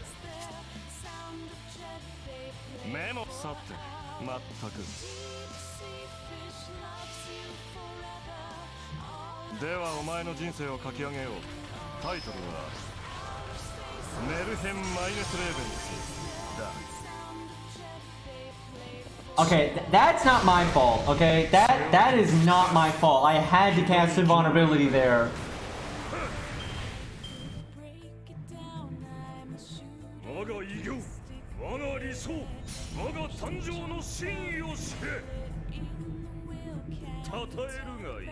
Yeah. Tam does not want to be Amaterasu. Wants to be powerful like that, though. Now, she might end up turning into Amaterasu anyway, but I doubt it. But she's basically trying to get that kind of power without fusing with the other Tams, because she hates them. And, you know, all of the Tams hate each other. That's kind of how it is.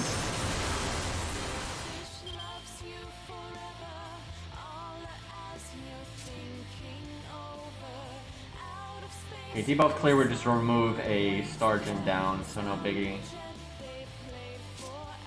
That's crazy though, wait, that is bullshit though. Because even if you have a buff success chance down, invulnerability has a 500% chance of applying. So that's just annoying. Like that's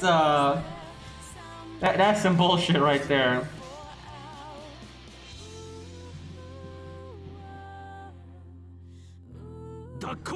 Easy. 520% chance to apply invulnerability, indeed.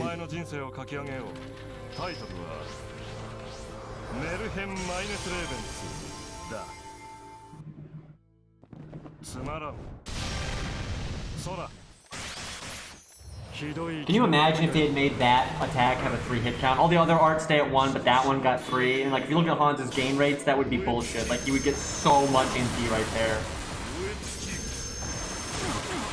There used to be an inconsistent hit count like that, where it was like Amakusa's, he had, depending on like what range he started his extra attack, the hit count would actually be different. I'm not sure if that was on purpose or not. They eventually patched it to not be like that, so it's hard to say. Yeah, they should have made that his quick attack, I agree. It's kind of weird that they did it that way. Okay, okay,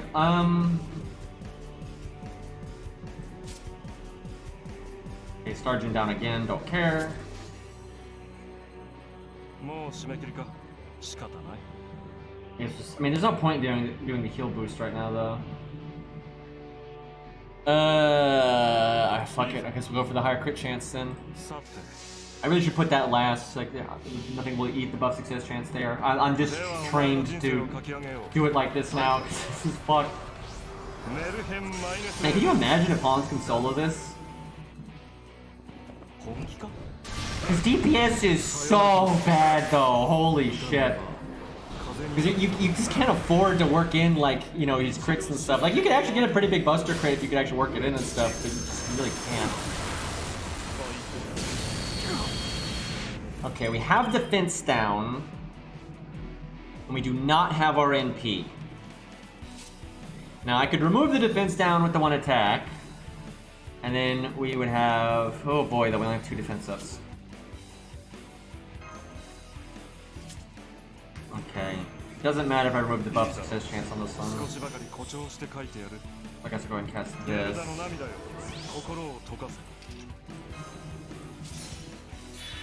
Let me think.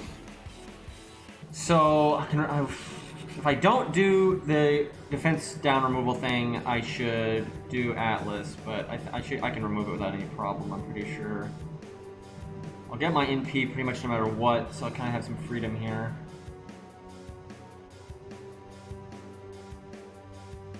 I guess we do this. I think this is right.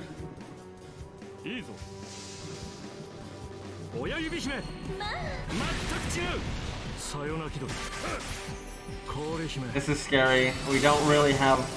We've got, what, 60% defense up unless we had an overcharge turn in there.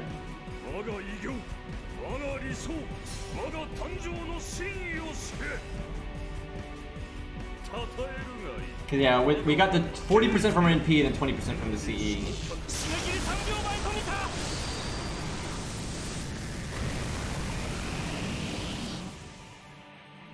Okay. Damn.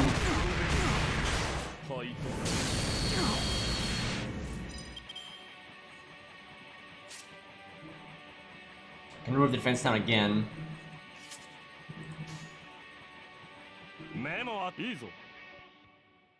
Is it okay not to use the heal plus? Yeah, it's fine. I think in the long run, getting rid of a defense down when you have the chance to is more important than sneaking that heal in. Using the heal is best when, like, you know, you're actually gotten fucked up some, and then you don't have a defense down, right? Or you can't remove it.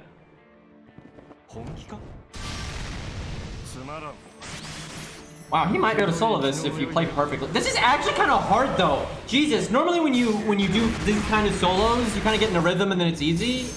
But this isn't, because like the way the fucking command codes, I'm having to think a lot. This is bullshit. Okay. So we really don't need to do the debuff clear. This is probably a good time. Okay, this is complicated because I think we do the heal plus. I think the heal plus is better than doing the heal because it lets me use an art card, which means I'm more likely to loot my MP. So I could probably do both though. No. We just do this. Hey Arjuna, what's up?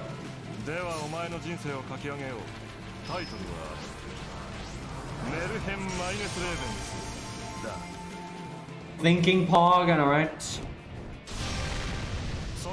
If we don't get our NP here, we'll use our second skill.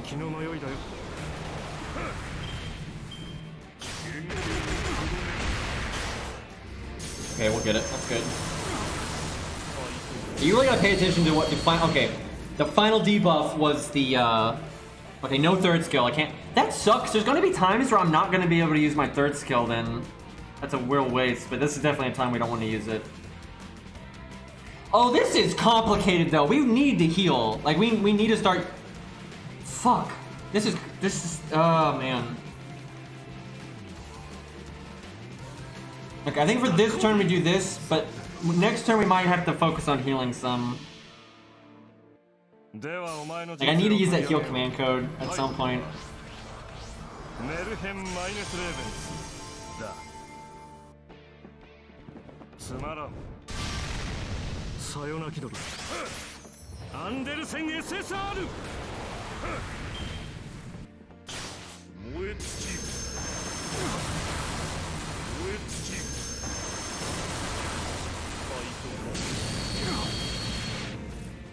Why does he keep doing it like that? Okay.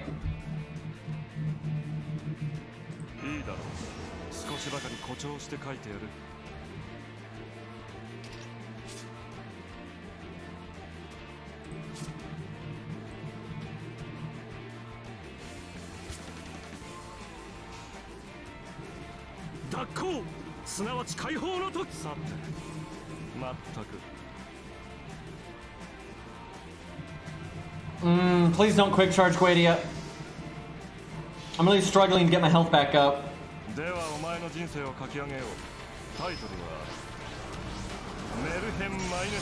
Dude, it would be so cool if Hans can solo this, because you know he's kind of like the big main final story boss, all that kind of stuff, you know, and this is Kairo's boy, right? Him just straight up soloing it's kind of awesome. Fucking Christ!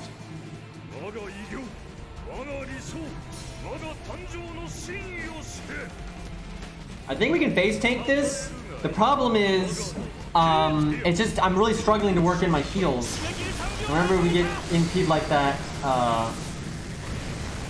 yeah, I only had 3 defense buffs that time. It's just we're still gonna lose a chunk of health here. And then he's bustering, and we're gonna have a turn where we can't. Okay.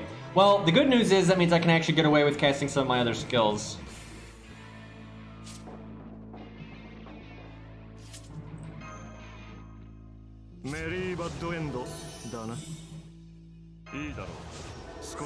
If I'm not gonna use this one, I probably should use Atlas.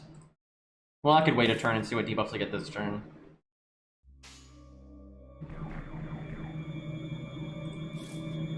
I guess the heal boost does more for the NP heal, right? So I shouldn't I should do the command code heal first.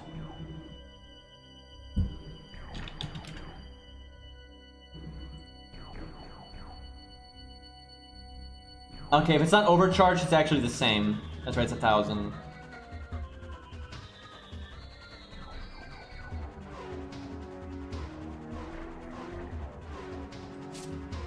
I think I can do both though. I'm pretty sure I can do I can do the Jono arc heal and then the heal boost again.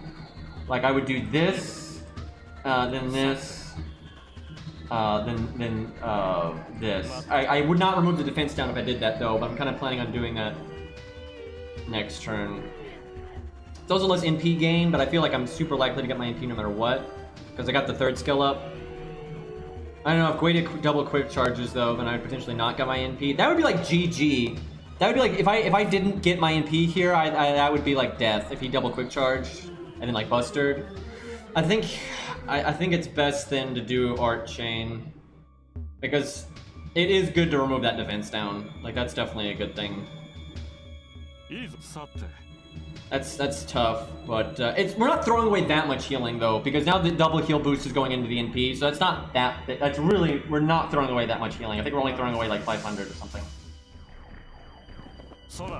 Because like, you know, overwhelmingly we were probably going to get our NP next turn, but there was a slight chance that we wouldn't, and that would have just been so bad. Where this way we're absolutely getting our NP next turn, even if Goetia triple quick charges. Well, he did his quick attack, so I could have done the heal, but I prefer to play it safe. Okay, defense down is the final one again.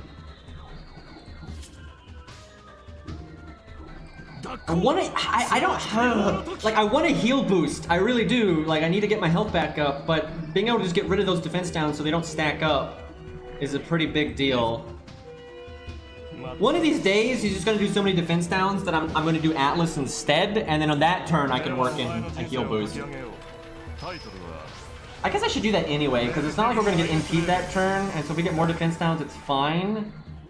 And also, I feel like this fight has gone on long enough that I could have used Atlas and had it come off cooldown. Like, if I had used the debuff clear early, it'd probably be back soon. So yeah, I should heal boost instead. Oh my god, stop doing that. That's so bad. We took so much damage there and we didn't get our NP. That is so fucking bad. Okay, well this is definitely the time for that. Oh, that's fucking bad.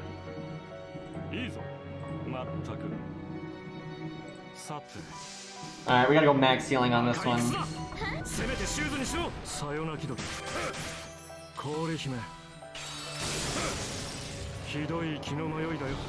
We need to get 200% here and have him not in PS. That's so bad. Fuck, man. I think we lose. That sucks.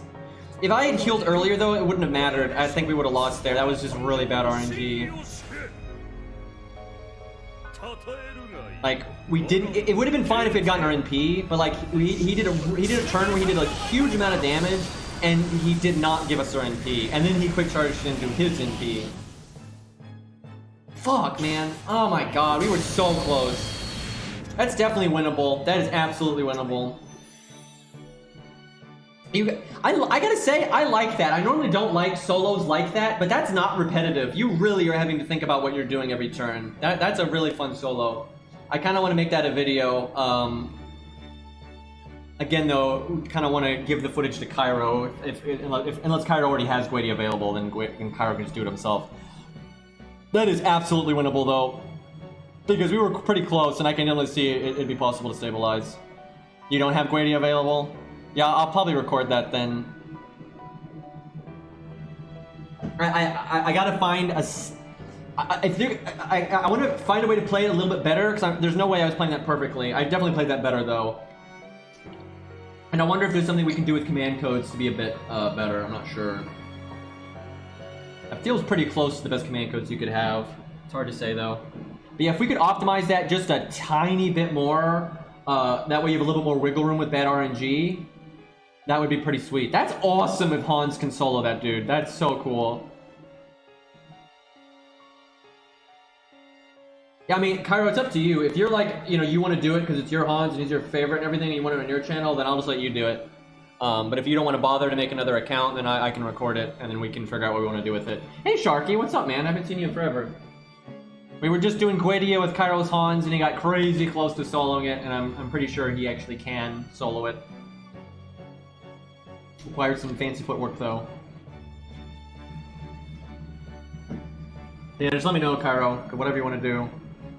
Alright, what's next? Alright, Kojiro time. This is a pretty good wait, this guy had Black Grail before. Why did we lose that? Can we switch it back? Because Black Grail is a million% going to be right on Kojiro. I'm guessing it might be the thing, because he did have Black Grail on. I'm thinking it might have gotten messed up because of, like the event, non-event list or some crap.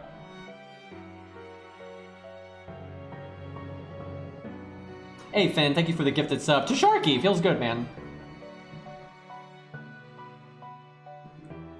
Alright, we'll give this guy a second to change the CE.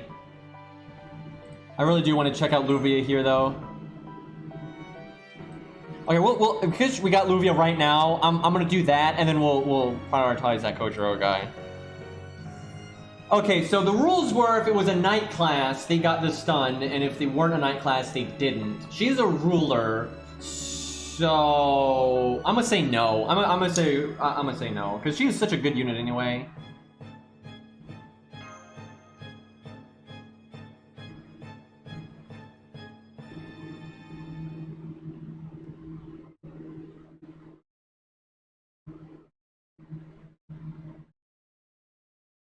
I can't believe Hans can solo that dude. I'm truly surprised. Because although, yeah, he's a cavalry class, and cavalry classes are, you know, really good for this fight, Hans is just not the kind of unit that you would think would be able to solo this. It's really hard for him to get to that point of not taking damage and everything. And he's, you know, a 2-star. Pretty awesome.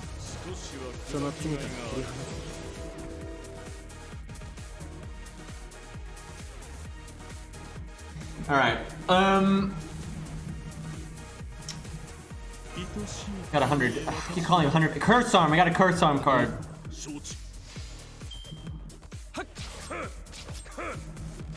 Yeah, she gets the overcharge thing, but like that's fair, you know, it's like that's her thing, you know, she's supposed to get that. It's like Sanson, you know. Although in Sanson's case, that's the only good thing about him, but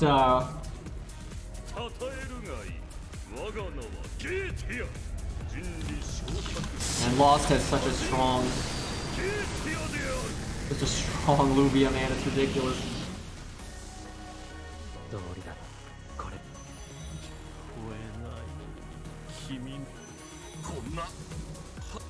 26 stars, at least like this crit thing.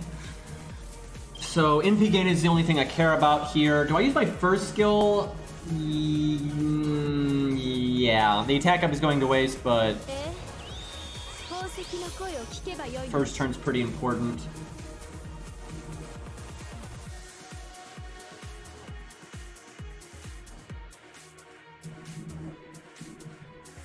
I don't want to do that quick card yet, though. There's so much attitude on that card, man. Like, we're just starting, damn. Shame that, your crit bonus doesn't work yet. Ugh, that's a bad start. That's a really bad start. I think we're gonna use our battery then. Wait, no, he still has... Fuck! Oh, that's awkward. He still has the thing. Definitely gonna heal on this one then. Oh yeah, she has massive debuff resistance. That feels good.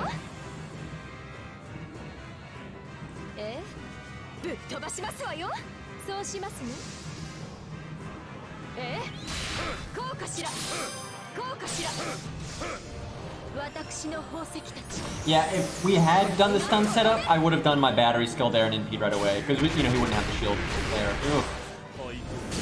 Oh boy, she's just struggling to live long enough to get to the loops. That's the main problem, and that's where Sanson kind of worked out because he had so much healing.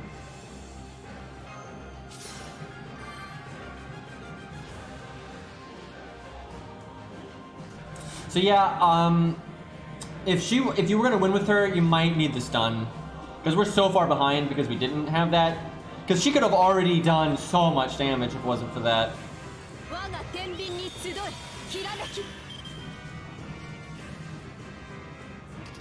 I can get 200% overcharge, but I don't think it's worth it.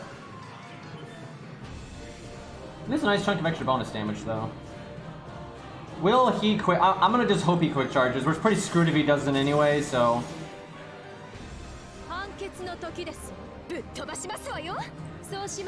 Yeah, I think you actually use default on her. I think you use default Mystic Code on her. She's not one, because you're kind of in a damage race situation, you just try to kill him before he kills you. I think you'd use the stun and then default, and you try to stay alive with just the evade and the heal, and then you're not gonna get debuffed too much because, you know, she's a ruler and all that. And then with the attack, you try to get like 2 or 3 NTs off, and if you with the attack up, seriously, look at that. She's already almost half dead. I think she with the stun and with default, I think she would win. Like, he would pretty much, because that'd have been our second NP. Yeah, he'd be dead.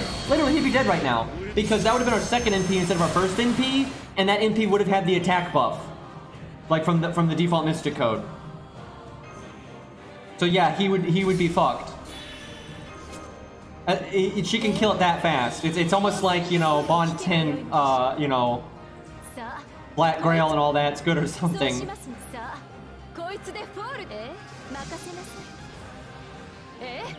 Well, if we get her again, we'll try it that way. We'll give her the stun, and I don't think she could win without the stun. I mean, I don't know if you get really lucky, because we could have potentially taken a lot less damage by now. But normally you're gonna get pretty melted. So, Jesus, look at how much damage she's already done. Yeah, no, Oki wasn't even Bond 10, and yeah, she would have won if she was. But she can definitely win without it.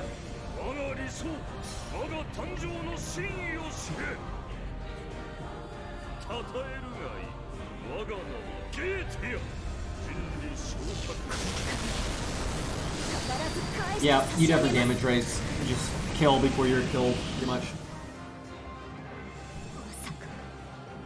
That's definitely within reason.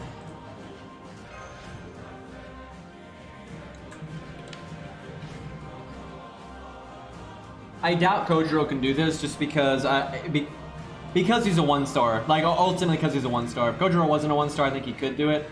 I think he'll do well, but I doubt he's gonna have the oomph. But we will give Kojiro the stun because he is a bronze. That's what we said. If we're using a bronze, we'll give them that.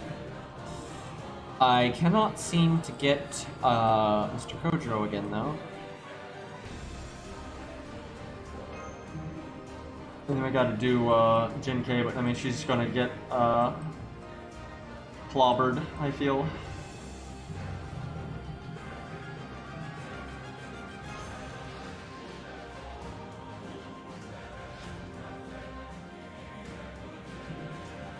There we go. Alright. I almost wonder if Kojiro goes with default. The only issue is he doesn't have a good way of dealing with debuffs. What command codes do we have?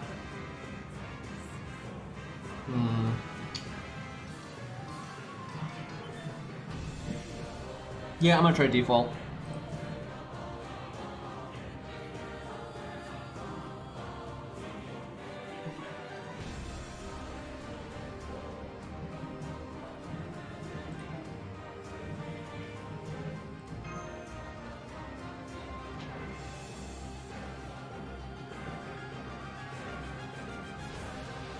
Yeah, Angra does not have a chance. Not at all. Although I guess he would get his heal often. It's just not enough. He doesn't have the damage to damage race it, and he doesn't have defense up or anything to survive.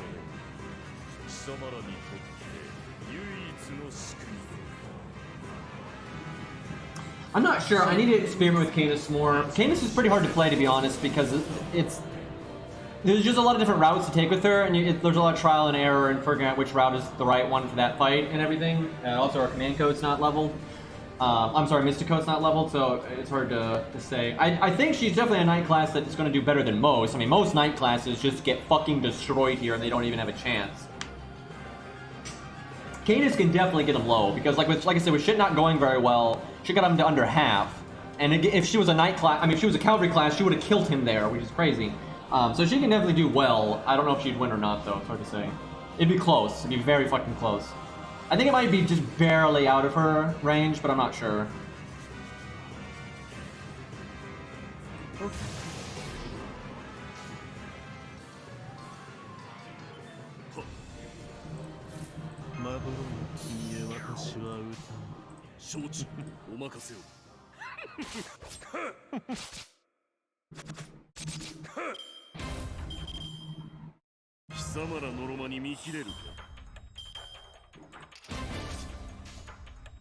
It's a nice hand.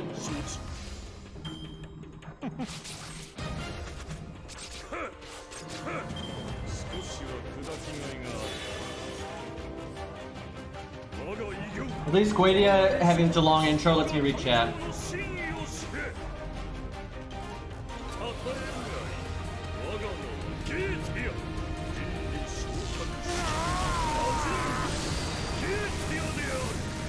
Fine. Oh.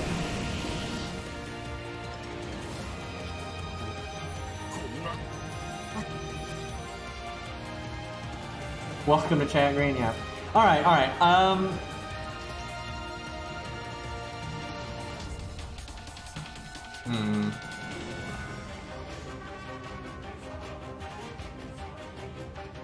So I kind of wish the heal was on the Buster card. It's hard to say though that. So in big games, I don't think that matters. I guess I'd quick chain. I want the heal boost for next turn, basically.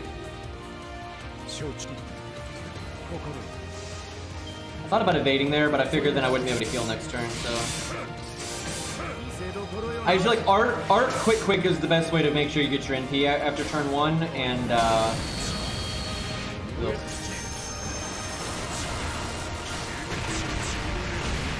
well, we got our NP, but we're dead. Gojo just does not have health, man. That was really bad luck, though. We got crit and bustered and all that, and he triple attacked. That's sad, because we had a fair amount of guaranteed survival after that. We had evade, and then we were going to get the heal boost, all that. I kind of want to try one more time. That was kind of bullshit. I don't think Gojo can do this. I know Gojo pretty well, and I don't think... Like, you basically have the damage race here on him, and I don't think he has quite enough damage, because, unfortunately, you know, it's a 1-star. He's just so not tanky. Even at level 100, man, he just does not have that much health. That was really shitty luck, though. I mean, again, he triple attacked, there was a buster, and he crit. Like, that was, we'll do Luvia or Kojo, whichever one comes up next. Actually, we'll do that. So, normally I would say, she does not get the stun because she's a cavalry class and she's not a bronze, but she's not bond 10, and it's fucking Shin-Kei. She's bad. she's really bad.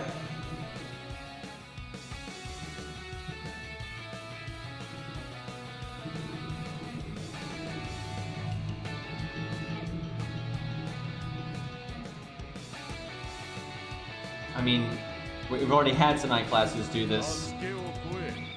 Like, who has done this? Orion's done this.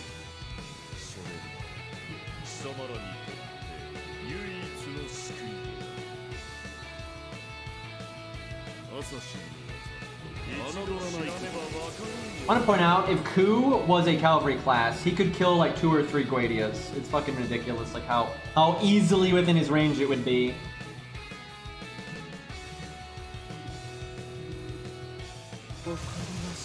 Well, that's what we get for not having this at rank 10 and also not having a command code that's very helpful.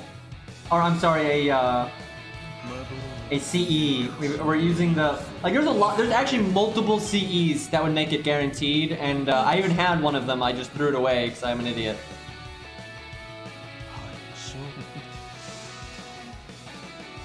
I think the one we have right now gives us like 4 or 5% buff success chance or debuff success chance. And then we're at rank 5, so maybe like a 75% chance for it to work or something. If we had the Shinji one, then we'd be looking real good. I actually have the mats to get her stun up, I just don't want to use them, so.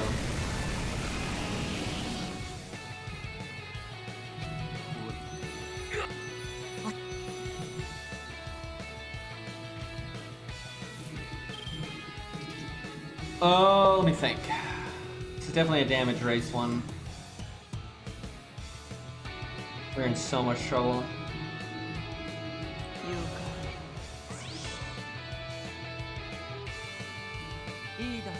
Well, we're very likely to get our NP right away though, because we got that command code on the art card, so that's good.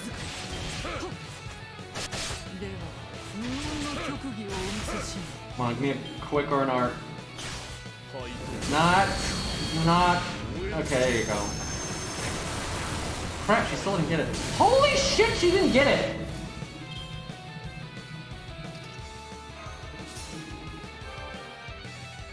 Although we didn't have the stun, that's right, so it wouldn't really matter.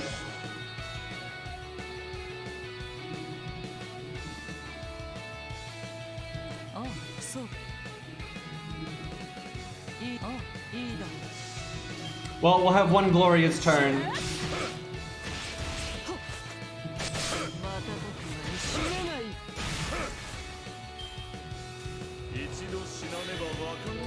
So yeah, if we had the stun and then we got a bit luckier at the beginning, you could potentially NP twice here.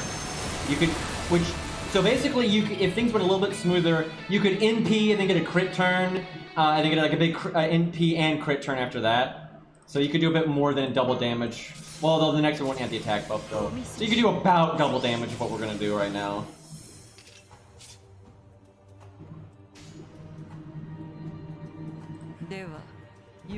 So because we're gonna die, I'm actually gonna do this. This is better.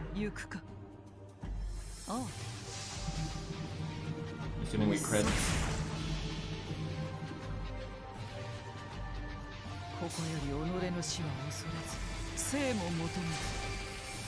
Yeah, if things go well, she could definitely NP and then live to do another NP. Just barely. Honestly though, look at that damage! You know what? She actually might be able to win. She might be able to win. You'd be pushing it. You'd be really pushing it, and you would need... Holy shit, you would need good RNG. You basically would need... You need the stun. She absolutely cannot do this without the stun. She absolutely needs the stun. But you would need... You basically would need Goetia to give you your NP on turn 1, which he almost did there, but he didn't. So then, right after, you know, his first time of attacking, you need an NP quick. And then you would need the quick extra, and then Goetia attacking again to give you your NP again. And then, and then you need to crit a lot. You'd really be pushing it, though. I think it would be a bit short. Although if she was Bond 10, that would work. So yeah, if you got really fucking lucky, and you were Bond 10, because right, we're actually pretty far away from Bond 10. I think she actually could do it. But yeah, you would need the stun, you would need Bond 10, and you would need to be lucky. Also, we don't have MLB Black Grail, we just have regular Black Grail. So yeah, if she had, all of the things, she would win. And again, this is why Sanson can do it. Sanson can fucking solo this. Almost, not any, but almost any cavalry class that is truly pimped out is Bond 10, Limit Broken Black Grail, those different CEs for a few different units, but normally they can do it. It's less of a matter of, you know, can the unit do it, and more of, do you have all the pieces of Exodia? The cavalry classes that can't always do it are AoE ones and support ones, obviously. You know, it's insane that Hans might be able to do this just because, like, this is so not a fight that's good for Hans. But yeah, almost, because again, look at that. We got him to half health just like that. Just like that, and if things had gone better, we could have NP'd twice. And look at how much more damage our NP could have done. You know, because we're missing 40% damage from the Bond. We're missing 20% damage from the CE. So she could probably solo this. And again, I mean, it's not, now that I think about it, I don't even know why I'm surprised, because, I mean, if fucking Sanson can do it, Jin K should be able to do it too, I would think.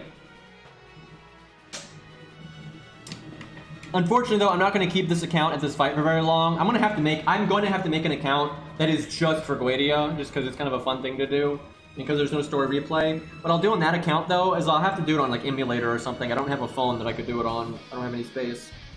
But anyway, I just carry myself. I literally wouldn't do anything on the account. I wouldn't farm ever. Like, the account wouldn't exist for that. The account would exist just for Goetia. All I would do on the account is level Medusas for a skill. That's all the account would do. And I would try to get the Shinji CE. That's it. And then I would just carry myself through the whole story, which is easy to do. Yeah, Achilles can do this. Now, I will say, though, Achilles can do it because Achilles is so good. A lot of AoE people do have a hard time here. But almost every single-target cavalry class, any proper single-target cavalry class that has MLB Black Grail or a different CE that's comparable, depending on what kind of unit they are, and then, has bond 10, can generally do... I mean, fucking Sanson can solo this, right? So it's like, it's a matter of how prepared are you.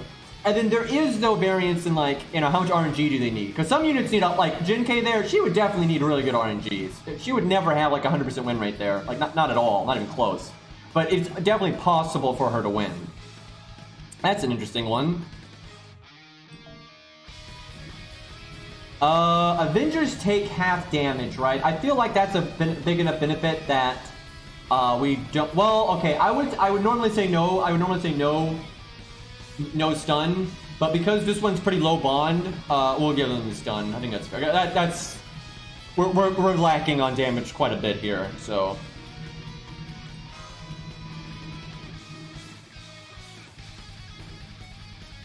But yeah, I'm gonna have to make an account that's just literally for Goetia, and I'll just, like I said, I'll just bulldoze the story. I won't give a fuck about anything. I'll just have like Ku or, Achilles, whatever, just, solo every fucking stage ever, and then get to Goetia as fast as possible. Because it would be nice to be able... Because there's a lot of people that, like, their units are almost ready, but they're not quite, but I want to play this account, right? I want to sit around at Goetia forever. I want to, I want to get this account going,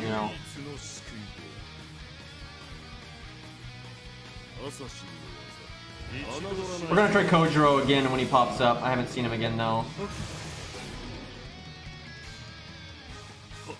I actually think Kojiro could probably solo it too, in with the same route that Sanson and Jinkei can do it. Like, it's just, the thing is, it's just possible for, if you're a single target, high NP rank, all that stuff, cavalry class. I mean, you can kill him in like 2 NPs if you're truly min-maxing, right? If you got a lot of DPS stuff in your favor, like Black Grail and all that, bond 10, they can just kill him so fast that as long as you get good RNG, that you're able to get your NP. If you're a unit that can't live very long and you're able to get lucky and get your NP really quickly, that's why it's nice, though, if you got like some survivability in your kit and you can live a few extra turns, so you don't have to deal with that nonsense.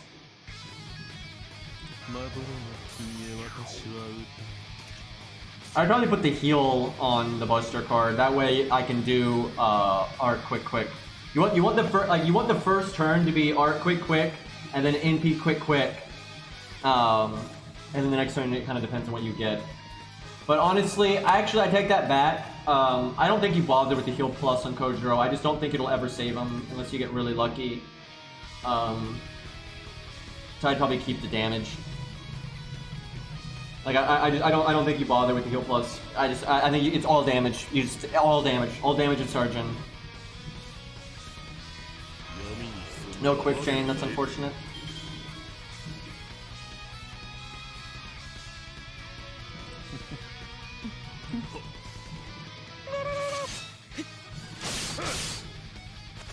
Yeah, I mean, again, if Sanson can solo this, of fucking course Curse Arm can do it.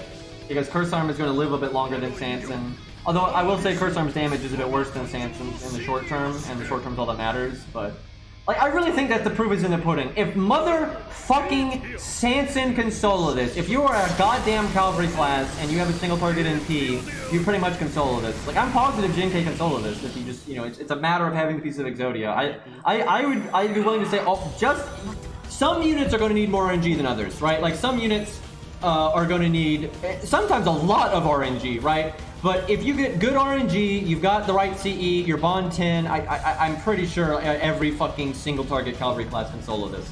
Now, not every AoE cavalry class can solo this, and not every, and definitely not every support, right? A lot of units have support NPs, like Haunt and stuff. Although I think Hans can do it, but a lot of those can't necessarily solo it. But yeah, like the stuff that's really impressive is when, one, they do it without all the bells and whistles. Like, hey, look, I soloed it and I don't even... Like, 100 Face soloed it and she didn't even have MLB, Black Grail, and she still had overkill. She still had fucking overkill. Things like that. Or you can do it not at Bond 10 and things like that. So there's definitely a degree. Yeah, I would say even George. George is actually better at this than most, because if you're NPing basically every turn, that means he's getting his defense up basically every turn. And George, too, can do a ridiculous amount of damage just because it's, you know, cavalry classes get double damage. That's huge. You get double damage, then you get double damage again because of Bond 10, and then you essentially get double damage out of a Black Grail. That, again, Jinke did over half of Goetia's health in one turn, right? And that was, she wasn't Bond 10. She was Bond 6. Like, what the fuck? Like, that's what I'm talking about. It's like most cavalry classes can do it. The question is, can they do it, you know, without all the bells and whistles? And then the huge question is oh, excuse me, Bond 7. Oh my. Anyway, and also the big question is knight classes, because almost no knight classes have done this, right? Granted, many of them have not been tested yet, but a lot have, and most knight classes, it just, not only can they not do it, they don't even get close, right? Like, they get fucking destroyed. It's really tough with Goetia doing double damage to them. And everyone's like, oh, but it's not like Goetia takes half damage from them, but he essentially does, right? Because everyone else is doing double damage, and they're doing normal damage, so they're doing half damage compared to everyone else, right? So they need more time. They literally need twice as much time to win. Knight classes need twice as many turns to win, but yet they're taking twice as much damage, right? It's really fucking hard for knight classes. But yeah, the cavalry classes that can beat it with low bond or no bond, that's really impressive though, because then, you know, you're having to live quite a while at that point. Hold on, let me look at her kit here and make sure. Gotta plan my stuff out here.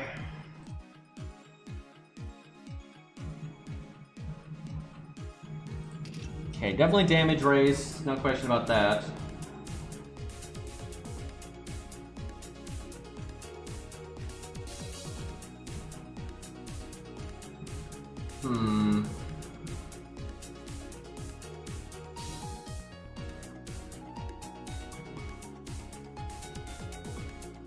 That's cool. Mama Nobu here removes Artoria Caster's defense up. That's cool. Yeah, all buff removals they'll remove that. It's just Pierce and Vulnerability that doesn't work on it. If there's ever a turn not to use my invulnerability, it would be the first one, so I might get some kind of value out of the heal. I think we definitely do this, though. I think we do both of our first skills. Oh, we got male Nobu right here. It's a rare one. But, see, he's not Sky, I don't think, is he?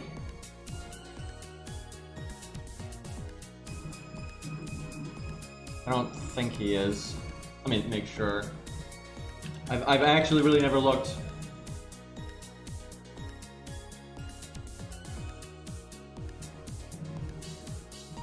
Yeah, no, he's that's right, Beast gets thrown.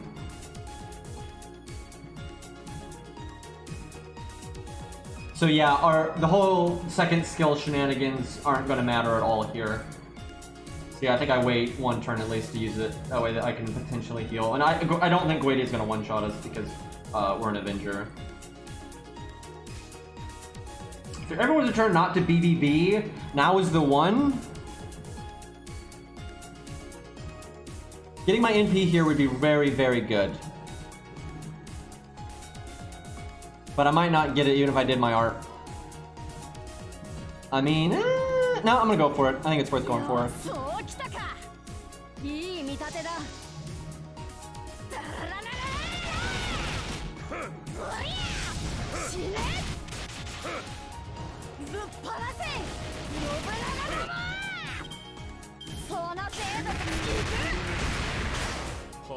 Fuck. That's fine, now we got the game. Jesus, those crits though. Well, normally Atlas would be worse, but because we got double attack down, Atlas probably would have been better. That sucks.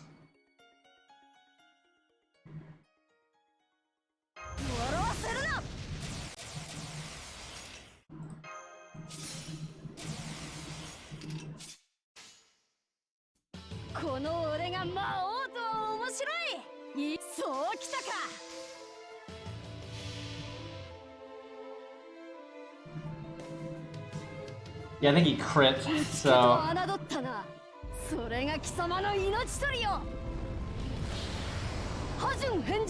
actually suspect if you got... Because again, we're just so... This is not even close to the most damage we could do, right? We're only like spawn 5 or whatever. I would not be surprised if Nobu could do this. Because again, it's not what... No way he/she would be able to win if you got really bad RNG. But again, if you could... I mean, like, this is ridiculous. I mean, we have fucking quad attack down. Like, really? But like if that doesn't happen and you're fed a lot of NP and stuff and you have all the bells and whistles, I'm pretty sure they could do it. That's one thing that gets kind of annoying. Every fucking time we do Goetia, we're always... You always have, like, rarely do we actually get to use a unit that has all the bells and whistles, right? So it's like, it's hard to sometimes say if they could do it or not. You don't want to give them a bad rep. But yeah, I mean, seriously, like, we could get so much more damage than this. I would not be surprised if you could just kill this in 2 or 3 turns. You would just need to have a time where, you know, Goetia doesn't crit you immediately, and you don't get a million attack downs. Atlas might actually be better, though, to be honest. Because honestly, yeah, I think you'd probably even maybe work in some of the heal command codes. If you did the heal boost, all that, you could actually live quite a while here because Avengers live the longest in this fight. Because yeah, we're horrible RNG, we have very little bonus damage, and we still got it to about half health. So yeah, even Nobu I think's got that.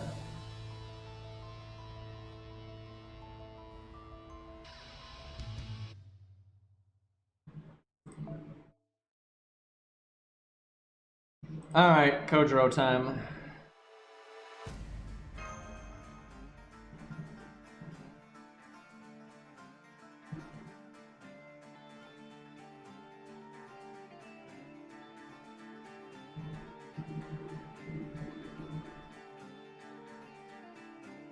Hopefully Kojiro gets good luck. I think Kojiro can do this, but it's definitely gonna be RNG dependent.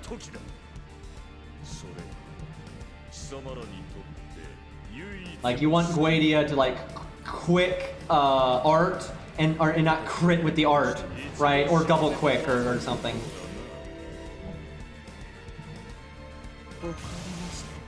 Oh my god. I just hate how it's so easy to make her guaranteed to be able to stun him, but I'm unwilling to level her first skill, and I fucking burned the CE that gives her the big debuff chance up, and now I have to wait 30 years to get Kojiro again.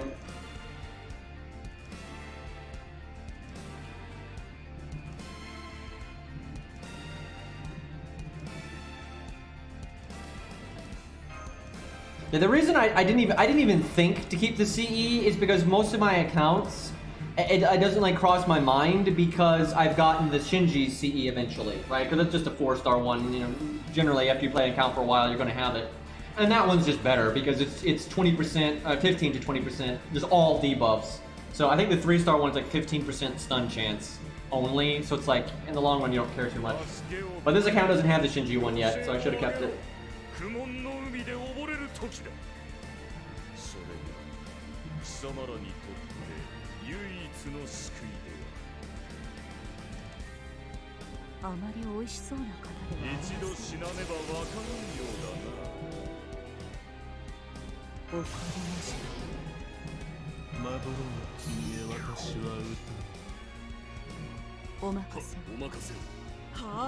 So Curse Arm only has 1 quick card left. Hopefully we get it in the next hand. It's 50-50. And we didn't get it. Okay, well.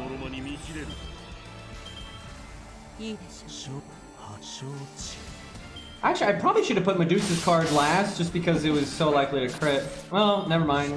He got it anyway.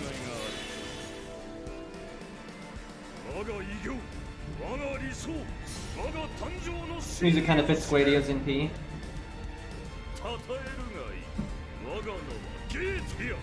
I kind of want to post the Sanson solo of this fight just so I can kind of have a video I can point to where it's like, yeah, if you're pimped out enough, anyone can solo this.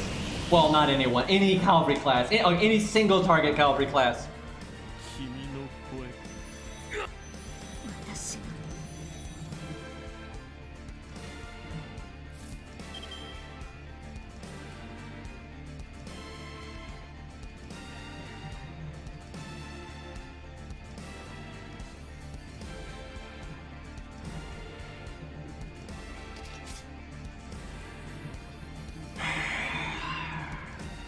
You get a lot, I almost want to just evade right now, even though the crit bonus and all that stuff is completely wasted. We're not going to live very long.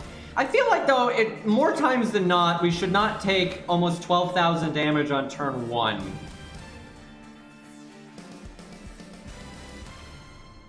But it doesn't really matter. But if he quick charges, it does. You might actually throw out we might be able to live a bit longer than you think if he quick charges a lot.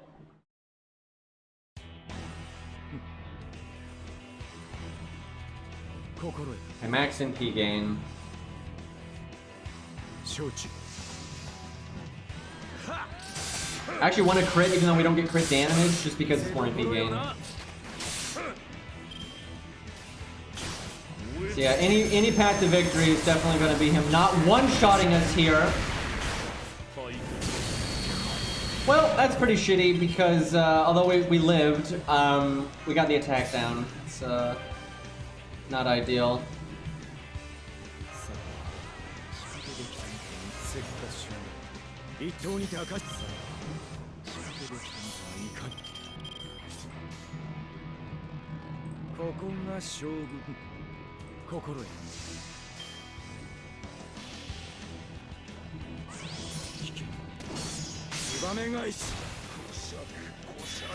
I'm saving the attack up for when we've got our, hopefully we'll have double quick up, and then the attack buff.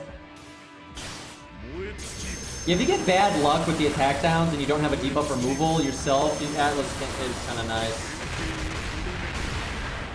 We got attack down again. Unfortunate.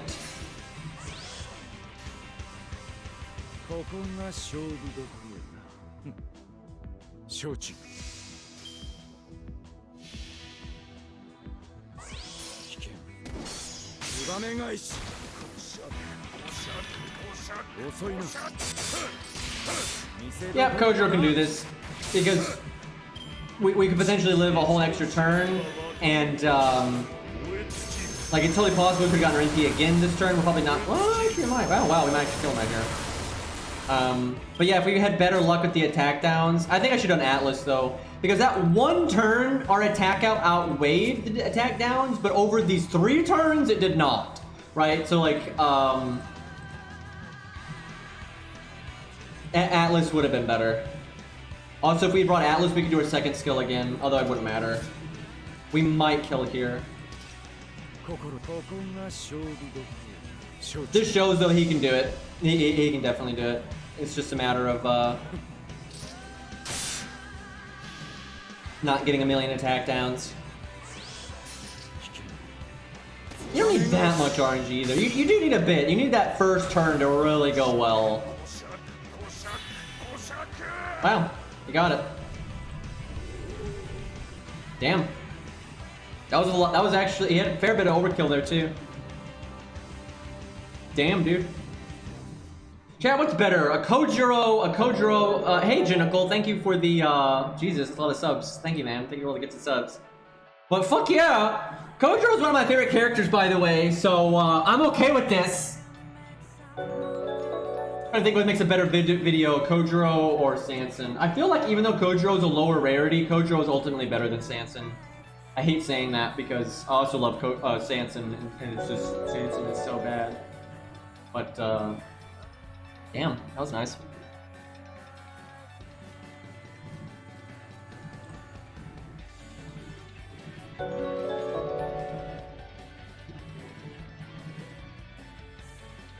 Yeah, I probably will record them both. and then I can just spread the uploads out. Like every few months, you upload a Goetia video. I just gotta knock them all out. I need to record the Hans one potentially. I already recorded 100 Face, thankfully. And you know, I need to get Sans and Kojiro. But that's what I'm that demonstrates what I'm talking about really well, though. Fucking, we did not get perfect RNG. We did get good RNG aside from the attack downs, though. But he's a fucking one star. But he was NP5, Black Grail, Bond 10, right? And you just killed Goetia so goddamn fast. And if you notice, there are some tricky things about Goetia, you know, namely the fact that he has nasty debuffs, and he kills you really quickly, right? There's no way around that. Goetia kills you fast, even if you are an Avenger. And that's why it's so nuts for a Knight class, because they're not able to do that. LOL, we just killed Goetia in like 2 seconds, right? They really can't do that for the most part. Because they're not getting that double damage thing, right? So they need more time, and it's really hard to have time against Goetia. You know, if you're not a unit like the Yeet or you know, Hans or Irisville or some bullshit like that, it's really hard to live a long time against Goetia. So it's tough.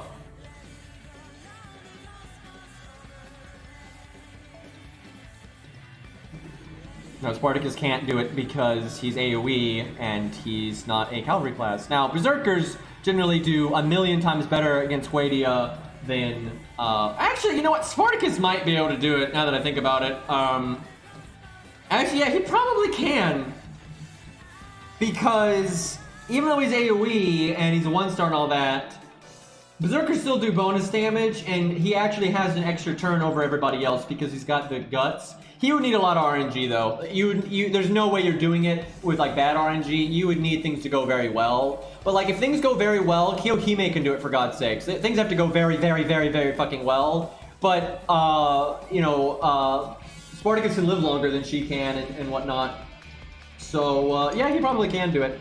Again, though, you need all the pieces to Exodia. Because like a big reason why Kojiro did that and all these other people are failing is because that Kojiro was actually properly prepared. You know, he was Bond 10, he was 10-10-10, he had Black Grail, you know, he had the things that you need. You're not doing it with Spartacus without the proper stuff.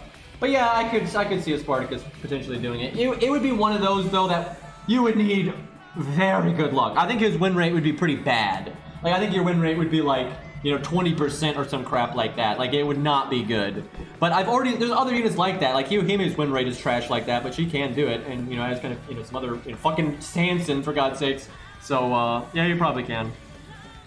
You know, a lot of Berserkers can do it. An absolutely insane amount of cavalry classes can do it, but a lot of Berserkers can do it, too.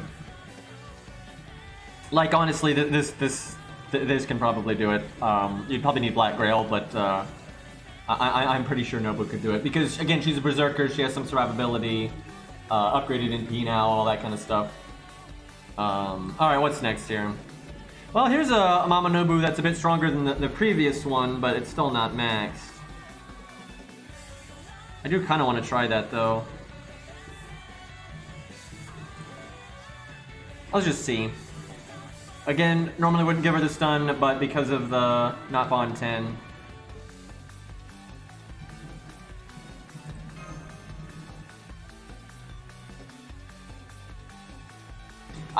Berserkers generally do need more RNG than like the cavalry classes do, but a lot of them can still do it. Right now, the only Knight classes that are really on my radar. So first of all, you know, Ku and Orion can do it. We've already seen that. But the only Knight classes that are really on my radar right now for maybe being able to do it. And again, they don't just need the bells and whistles, man. They need every little thing, right? They gotta really be upgraded.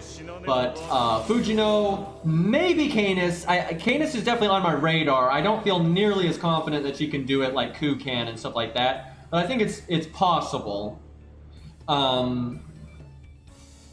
Maybe Sitting Master. He would definitely need a lot of RNG, but maybe Sitting Master. Definitely not Little Gil, not even close. Let me think. Maybe the twins. I don't think so, though. Their damage is good, but it's not that good. And see, they actually... No, definitely not the twins, now that I think about it, because everyone gets to loop here, right? That's the thing. Everyone gets to loop here. They're not special anymore. And while looping, they're not doing as much damage. They're just gonna die so fast. I don't think so. But yeah, Orion Ku can do it, and then Fujino is a pretty big maybe, and then Canis is a very iffy maybe. I don't think Enkidu can. There's just nothing in his favor really. Like, oh, I mean, I don't know. I mean, he does have like the hardest hitting NP for this kind of situation. You know, out of all the night classes, he's going to hit the hardest, even though he's not getting the threat to humanity thing and he's not stunning. If Goetia was divine or threat to humanity, Enkidu would do it easy. I mean, like so easy. He would do it like it's nothing, right? I mean, no problem. But without those things, I think he might be able to do it if you get really lucky. Like he just happens to not kill Enkidu that fast. It just doesn't happen, right? He just does a lot of quick attacks, or he quick charges a lot, or whatever. He quick charges a lot, but he doesn't quick charge into an NP at a really bad time, right? So I think it might be possible, just because, dear God, Enkidu's NP hits hard. Obviously, though, Enkidu's NP hits so much harder than most of the people we're using, but they're cavalry classes. He's a knight class, so it would be tough, but definitely a maybe. Oh my God. I like how the odds are not happening, even though, like I said, we've scuffed ourselves. The odds are still very high in our favor, but every once in a while.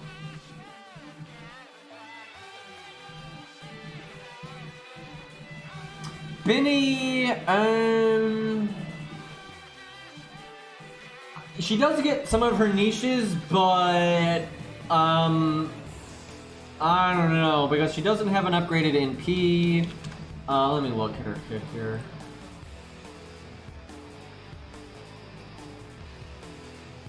Oh, she's got NP seal, that's kind of nice. Oh, she does have the defense down, and she has the crit down. None of her survivability is really enough, though, to buy her a turn, other than her evade, right? She obviously gets the one turn from the evade. She might be able to do it. I think she'd need to be NP5. I think you definitely need the NP5. She might be able to, though. That is a decent amount of damage. You need Limit Broken Black Grail, you need to be NP5, or maybe just NP3, but at least NP3. Yeah, maybe. If she didn't have evade, she would be fucked, but because she has evade, and then the Mystico can buy you a turn, and she theoretically can live at least one turn, that's 3 turns, right? So if you get 2 or 3 NPs off, maybe. It'd be tough though. It's a tall order for a night class, so it'd be tough. If someone's got one, I'll test it out.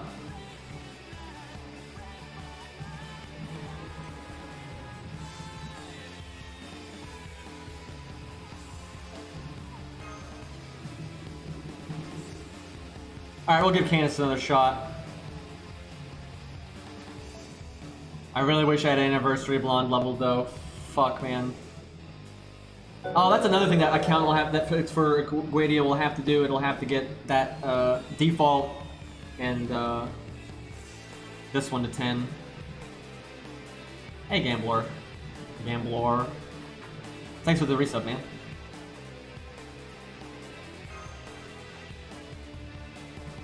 I know, some of you wouldn't even be close.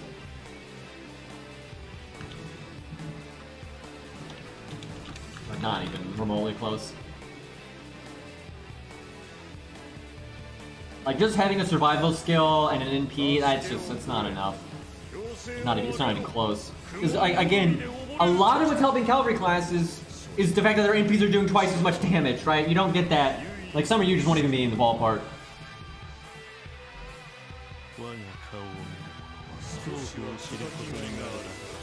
Like, it really is a testament to how good Ku is, the fact that Ku can do this as a night class. It can actually do it without the stun, too. You don't need the stun from Medusa for Ku to do it. Although it'll add a ungodly amount of RNG if you don't have the stun. But Ku can do it without it.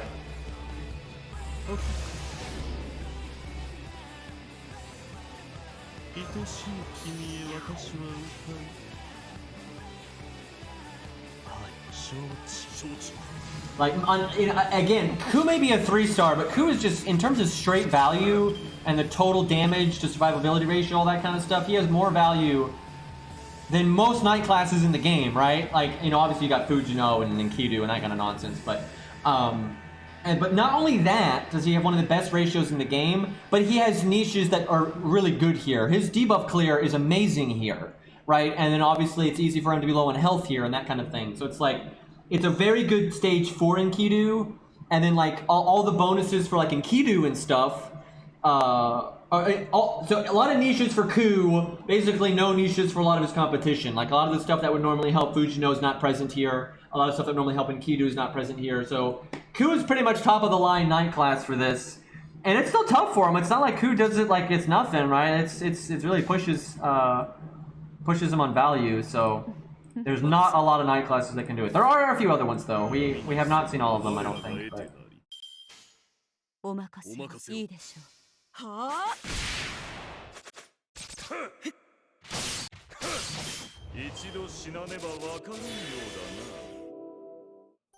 Gaskill would be interesting because although he's AoE, he's still a cavalry class, and then he gets that defense up while he's spamming his NP. So that's an exciting one. The AoE cavalry class people can be kind of fun like that. You know, as we saw with Kojiro, if things go well, you can just kill him so fast. I mean, it's crazy how fast you can kill Goetia if things go well.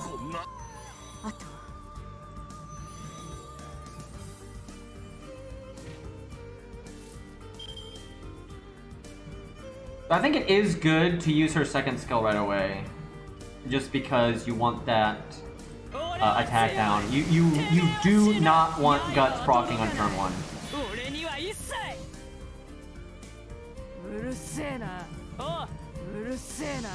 It makes me sad though, because like Canis could solo this so fucking easily if night classes weren't screwed here. But I guess you'd kind of be robbed of an opportunity to show off, because I think people would realize how easy Goetia is to solo if it was every class was like cavalry classes. Well, we took a hell of a lot less damage than last time. Got a tag down, unfortunately. I'm so sad that this, like, you think, oh, it's, you know, it's rank 9, that's almost as good as 10. It's like, it's 4 less stars. Like, it's a pretty big deal. And then this does like, what is it, like, I think it's like 4% less damage. Actually, I'm gonna look. Because 9 to 10, again, is worth 2 levels of like value in terms of like skills upgrades and everything. So, the bus drops.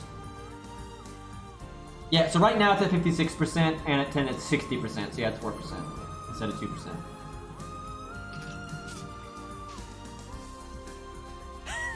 I'm putting this one last because it's got the command code, and I just gotta hope. Because with 4 more stars, you know, there's a pretty good chance that this could at least be an 80% chance of potentially a 90. Oh, it's only a 2-star difference? Okay, that's not a big deal. That's still...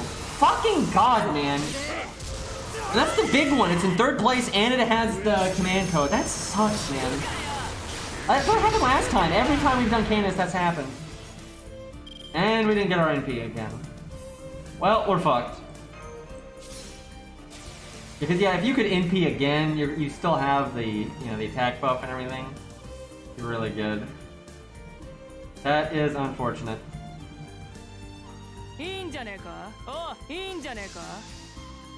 That was so much damage out the window because we had the crit buff, the command code buff, but you know, because we didn't crit, we didn't, the buff from our NP didn't even apply.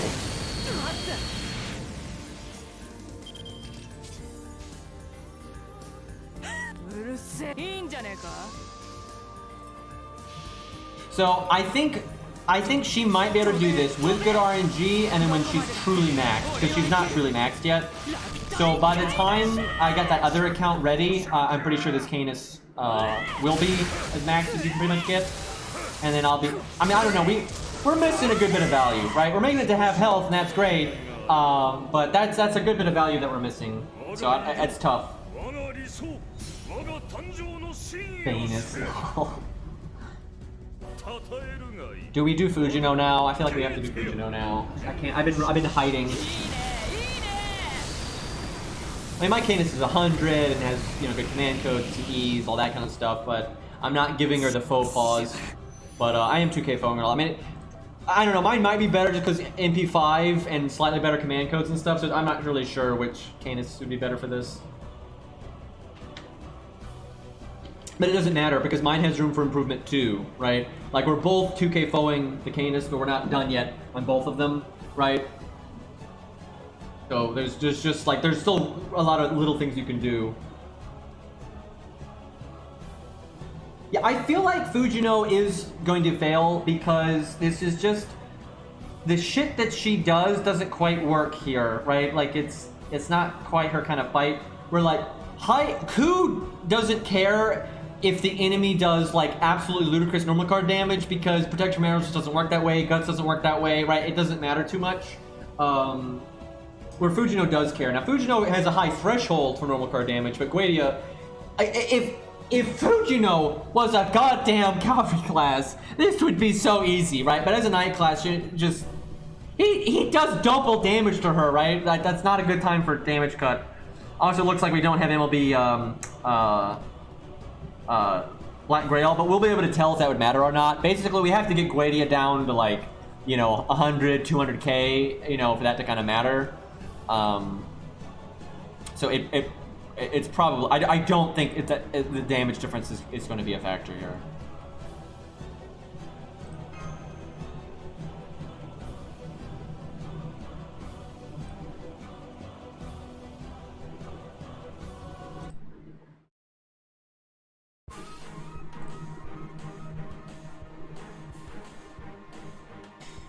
Yeah, I'm not sure if I don't know, Yang might be better.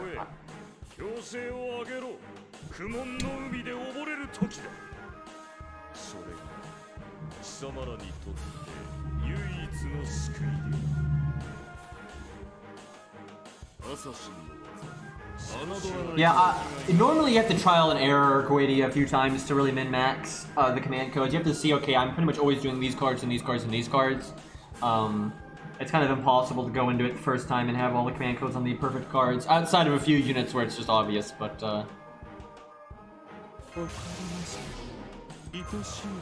Alright, we're very, very likely to get a quick chain here. There's so many quick cards still in the deck.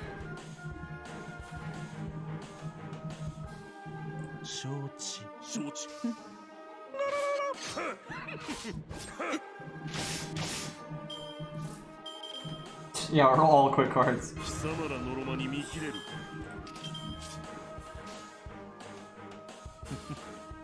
I think a Phantom Quick, I think a Phantom Quick Chain's better. It's really close because Curse Arm does have quite a bit better Star Gen and you know, hit count.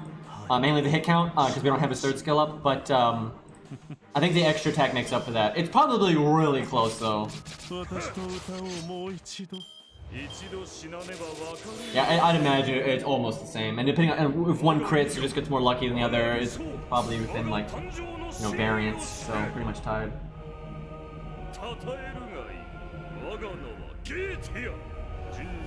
Yeah, not only does he add, you literally can't have the Yang CE and not have a burn because it's not like I know people are going to bitch about that in the future, but it's stupid.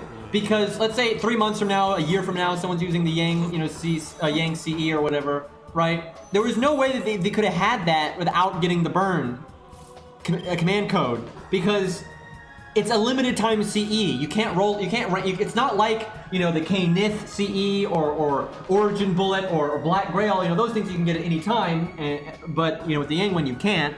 And when you could get it, you could obviously get the burn. And then there's other burn command codes too. So. Like, the issue is not the burn, the issue is the fact that it's a limited time Gacha only CE. That's the thing.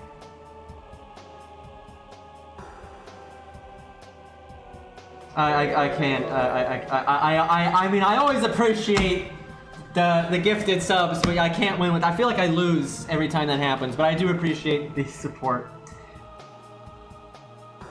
It's not like money is a bad thing. Okay. I have to fire everything. This is definitely a damage raise. And is Stone? Is something? Anyway, thank you for the 4-month sub, man.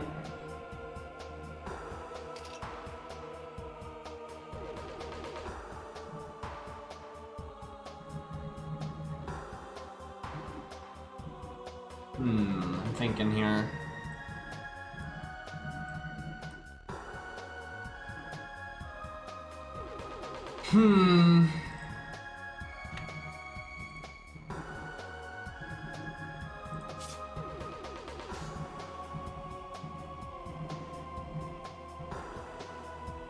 Yeah, I don't like the heal on the quick card. You really want to be able to do art quick art, I think. I mean, maybe you do it anyway.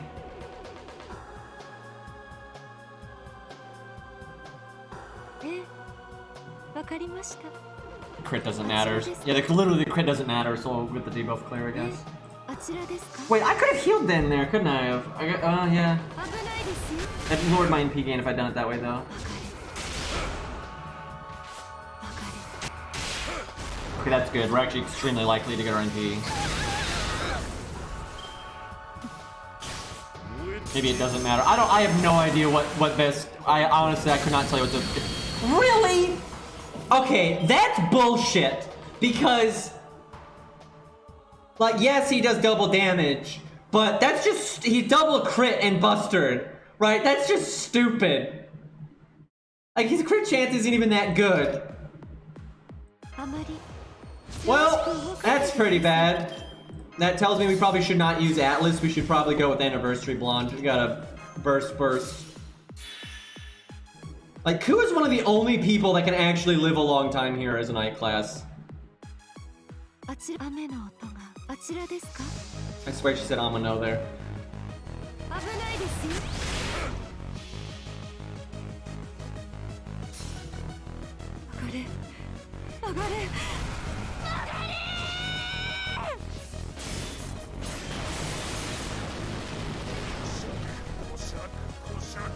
Wow, that's a lot of fucking damage considering unupgraded NP night class. That'd have been 400k. That'd have been 400k as a. Oh, we're dead. Right.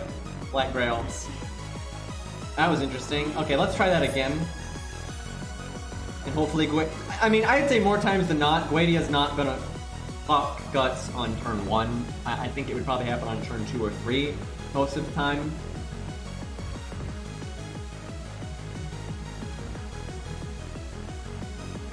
Yeah, if you wanna give her Yang and change around the command codes a bit, it definitely go in full damage mode. I don't think you're gonna be able to do it the survivability way. I think you could do it the survivability way if you got really lucky, and that's probably the one route where she might be able to win. Is you go the survivability, you get the heal, you get the the damage cut, you do all that stuff, you do Atlas, and then you just hope Goetia does quick attack a lot, and then doesn't crit and doesn't ruin you with a bad quick charge timing. That might work, but the win rate on that would be like 5%. Like it'd be terrible.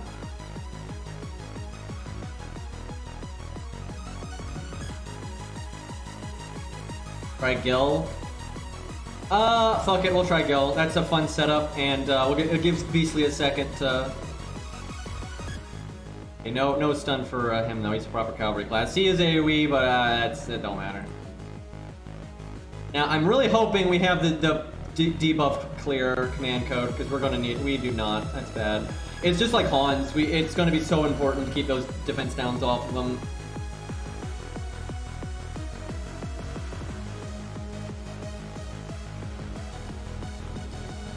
And unfortunately, he does not have a skill to deal with it.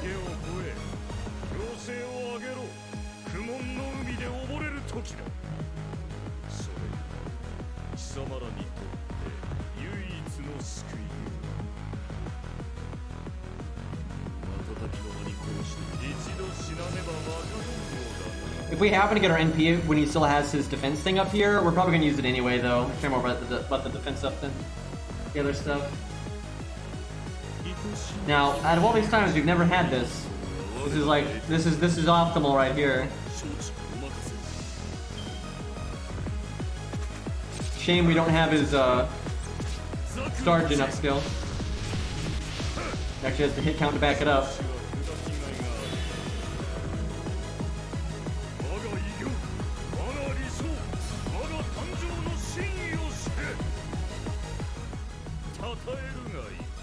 Imagine Phantom trying to do this. It'd just be so bad.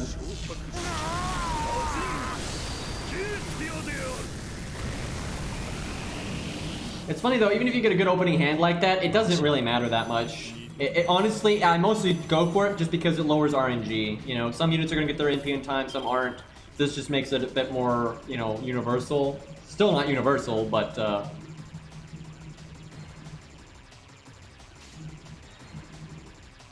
so Art Chain is the absolute guarantee. We absolutely will get our NP in time. I kind of want to do Art Quick Art though, because it's still really good NP gain. And then we have a okay chance of critting next turn. I feel like we gotta play to our outs, so we'll do that.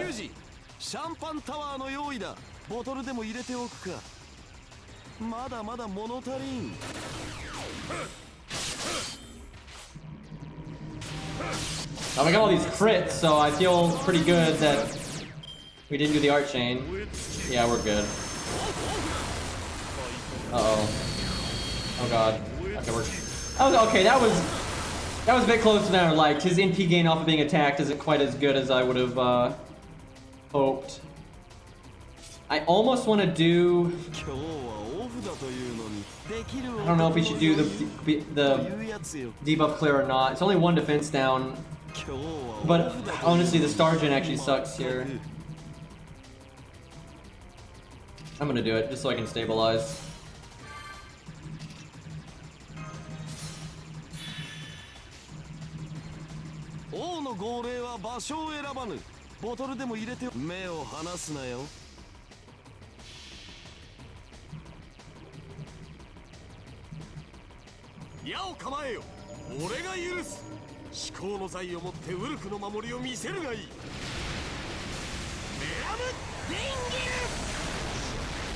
Yeah, like no damage there, but it's fine because I just want. I'm hoping I'm gonna get my NP again anyway, and then I just basically get a free defense buff out of it. Oh, and a crit buff too. That's the thing. Not that our crits matter until next turn.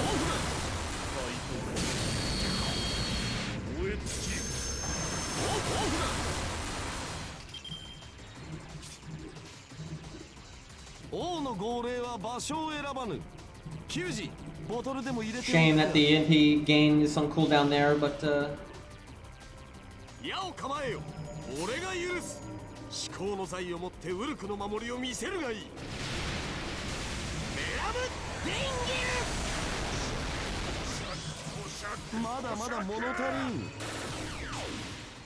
we're going down though. It's just not enough survivability, I don't think. I think it might be doable though, but you would need a radically different command code setup, and then definitely some luck. Like you would need more healing from command codes, and then definitely the debuff clear. I'm gonna hope he quick charges. I kind of want to not use the thing. I'm probably gonna, well, now the crit's nice. I was say we're probably gonna get our NP anyway, so it's kind of wasted. Be better next turn, but I may not live that long.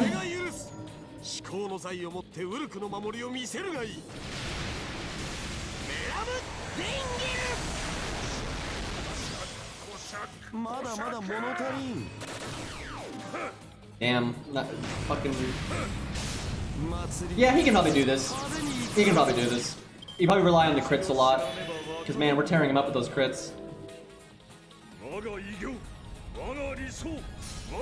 For general gameplay, you'd want very different command codes. It just depends, really. I mean, for supports, a lot of times it doesn't even matter. Like, a lot of times you're better off giving the DPS if they're supporting the command codes. But if you're like, oh my god, I love cast skill and I use them all of the time, you know, it kind of depends. Are you wanting to kind of double down on him being a support? Then you probably want the team-wide heal stuff, things like that. But survivability stuff and heal stuff, because there's several command codes now that heal team-wide, and although they're not huge heals, they still add up. And those are not command codes. The team-wide heals, like the one on this card right here, you're not really gonna give that to like your MVP DPS, right? So it's pretty easy to put it on him. Again, it's not gonna be a huge help, but it's still a help. I think we're Dunzo here. But yeah, survivability mostly. Survivability and that kind of thing. But it's really, I don't think people understand this. It's very difficult to give people advice on command codes because it's very relative. It's so fucking relative. It's like, you know, what command codes do you have, what do you not have? And like, who do you like, right? For example, there are some units that like, you don't need the Merlin command code. They don't need it at all. It's like it's overkill. So even though they're like your MVP DPS or something, you do not give a flying fuck if they have that or not. But then some DPS you do, right? So it's like, if the Merlin command code is available, that's pretty fucking nice on a support, right? But it might not be available, right? Like, I don't think there's ever a better time for me to use the word relative than with command codes, right? Because they're so, it's so based on, like, if Canis, if you're like, oh my god, Canis is the shit, she really wants that, you know, Merlin command code. It's very helpful for her. But so then it's not necessarily going to be available. But what if you like someone else even more, right? Or it depends a lot. Because I can give best case scenario, right? Like, oh yeah, these are the best command codes for them. But then there's other command codes that might be almost as good, and then like you're not robbing your other units, right? Like that's just a big part of this game in general. It's kind of knowing how to even out like your value. It's a huge part of the game. And there's no way to give advice about that kind of thing unless you actually know what the person's working with.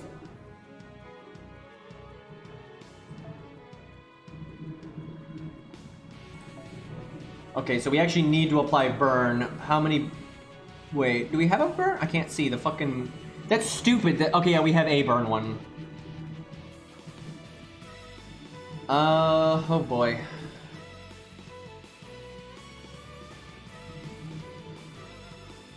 I feel like the burn would be better on an art card. I'm not sure though. Because later on we're going to be spamming Buster. I don't fucking know. Alright, well, we're just rolling with it. See what happens.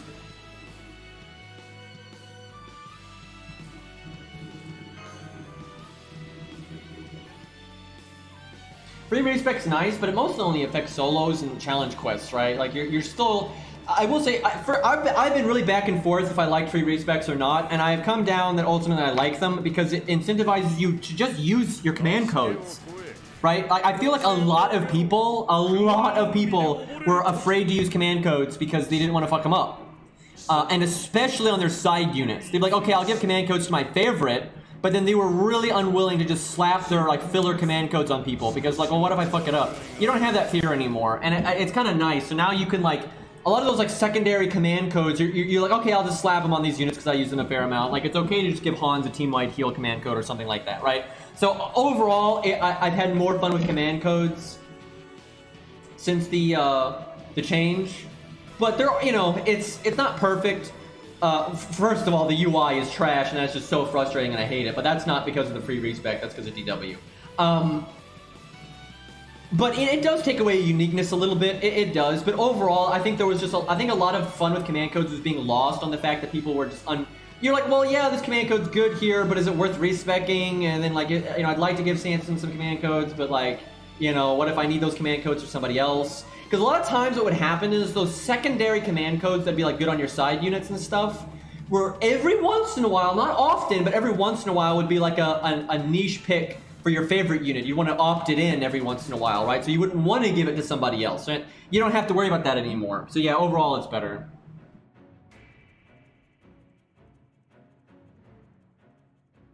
Now what I mean is the UI is not game design. It's not, right? It's not a game philosophy thing. Why do I have to explain this? Like I'm talking about game philosophy. Like, are you fucking kidding me? Chat, please. Okay, chat. This is one of these moments. I was thinking about this over the last few days while I was delirious with lack of sleep. You know, and you know, I go off on people a lot, right? And sometimes my aim is off. You know, no one's perfect, right? And I was thinking about these kinds of things, and I was like, you know, overall, you know, some people will say, you know, you shouldn't ever, you know, behave that way. I'm like, no. I literally was thinking about this, and I was watching a stream, and I just could not believe how stupid the fucking chat was. I could not fucking believe like how stupid some of the things people were saying was. I'm like, I don't care. I don't need to make everybody happy, right? Like, when I see something ungodly stupid, I am totally okay with expressing that. I don't give a shit. It's fine. Like, Jesus Christ. But I'm sitting here talking about game philosophy.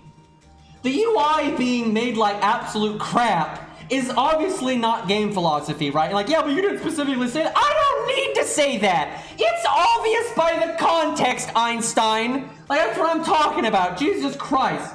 I'm literally talking about is if the idea of making command codes free to respec, if that idea is good or not. That was obviously the context, right? The UI being unbelievably shit is not relevant, right? Like, no, I mean, it is relevant in that it's stupid, right? Yes, but that has no impact on if it's a good idea or not. It's not a thing. Anyways,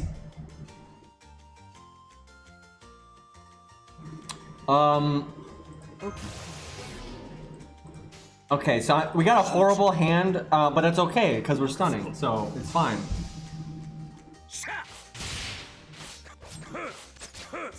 Yeah, I was watching a stream, and I don't want to get into specifics just because people won't know what I'm talking about because they won't know the game well enough. But basically, this class in this game, like it's an MMO, right? One of the classes is not in the best way. It's kind of debatable how good or bad they are, right? And a guy that was like someone that knows that class very well, like right, it was articulating some of the problems with the class, right? And then just random people in chat kept saying stupid shit like, oh yeah, well, I mean, this other class is bad too, or even worse, right? It's like, what does that have to do with anything? It's like at no point did he say a word about if the other classes were good or not. He was just articulating problems with the class, right? And he literally was just like went off on chat. And he's like, what? That's stupid. It's like if you want to talk about the other classes being bad, that's fine. Then talk to somebody that plays those classes and knows what they're talking about. I don't know those classes. It's just like, Jesus Christ, right? You see this all the time. I've seen this in every game ever. You can't have somebody say something is bad, but that's like, oh yeah, well, this thing's worse, right? It's like, and yeah, sometimes that's relevant, right? For example, if somebody says, how do I put this? Like Jin K. Here's a good example. Jin K has a lot of problems, right? Jin K has a lot of problems. But she's not the worst character in the game. So if somebody's like, Jin K's the worst assassin in the game, that's stupid and you're wrong, right? That's dumb. That's a dumb statement, right? There's a lot of assassins like Phantom that are a lot worse than Jin K, right? But if someone is just saying, yeah, Jin K has problems and she's not even at like a reasonable bar. It's not about her being the best. No, like most of the time when people are talking about these things, it depends. But most of the time when people are talking about these things, they're not talking about the unit needing to be the best in the game or the best in their field or whatever. Jin K doesn't need to be the best 3-star assassin in the game. I would think most people that at least have a fucking brain would say that. It's like, yeah, Jin K, it's okay if Jin K is not the best 3-star assassin in the game. But she needs to, like, you know, do a thing. She needs to have a role. She needs to not, you know, be so behind, right? And for her just to be designed how she's supposed to be, she's not meeting that design. She blatantly isn't. It's obvious. Look at her goddamn kit. She's supposed to be a big damage dealer with no survivability. She's supposed to be high risk, high reward. She hurts herself. She has no healing, no defense up, no evade, no invulnerability, no guts, and she fucking hurts herself. Every single skill in her toolkit is aimed at doing damage, and yet she doesn't even do that much damage.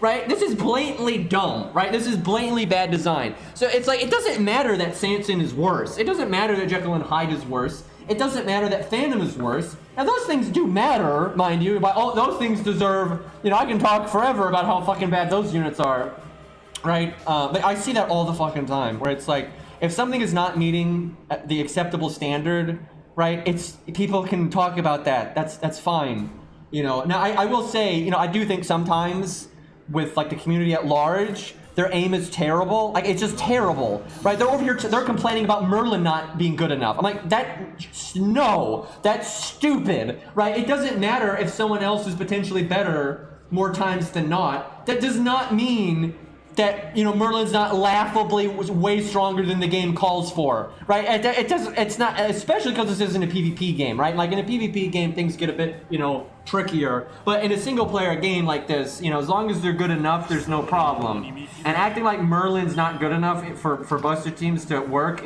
that's just stupid. Like, that's just fucking dumb.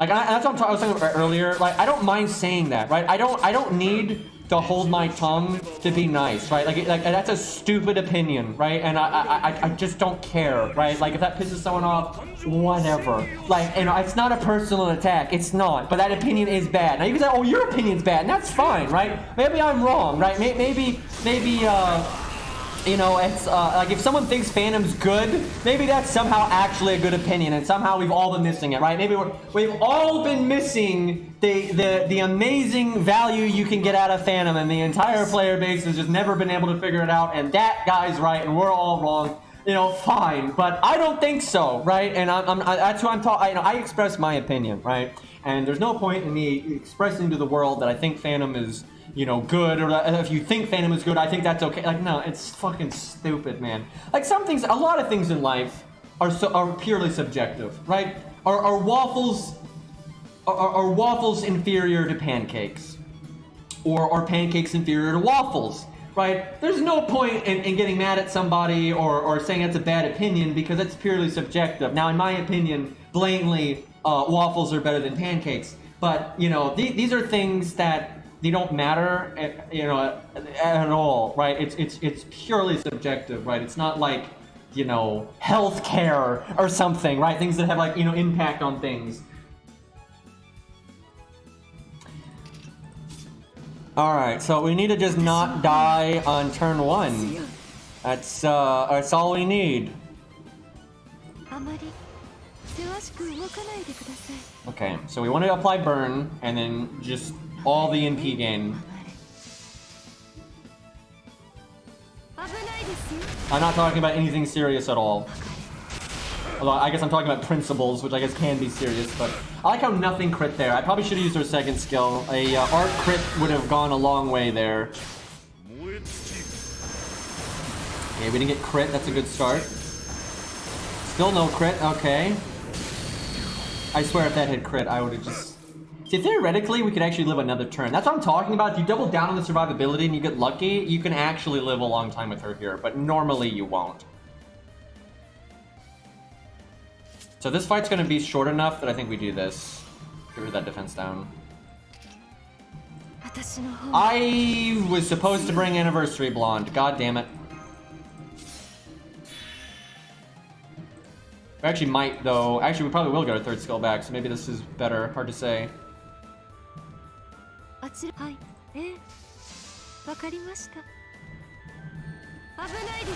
Man, chat is not letting go of that Pop-Tart conversation, man. Beastly lol. That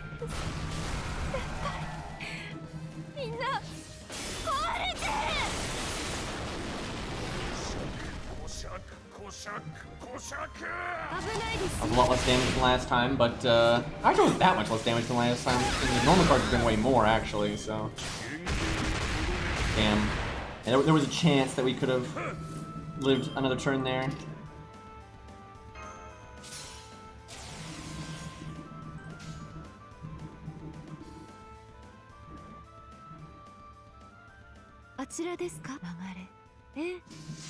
Not sure that's right. Maybe we should have worked in a quick card. I don't know. But yeah, Beastly is definitely correct, and Black Rail is wrong, because you're really likely to have this Guts turn happen and not be able to heal, and then he would kill you. That's just not worth.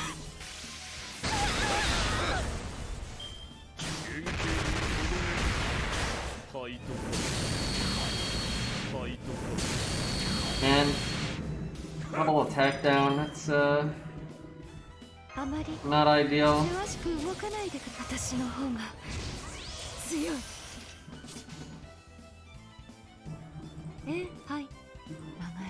So you might say, she might not get, we'll see, she might not get to half health. You might, oh, she loses a cavalry class. That's not true though, because she gets so much more mileage out of her third skill if she was a cavalry class, that we would have way more turns of survival. And I think she's probably going to get to half, actually, I would say.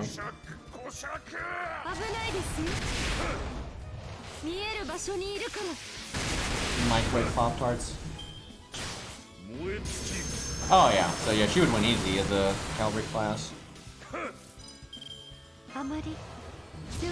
She can do better than this. Like I said, if you went the survivability route, and you actually had to run kind of like this run was, you could live a bit longer, like a good bit longer.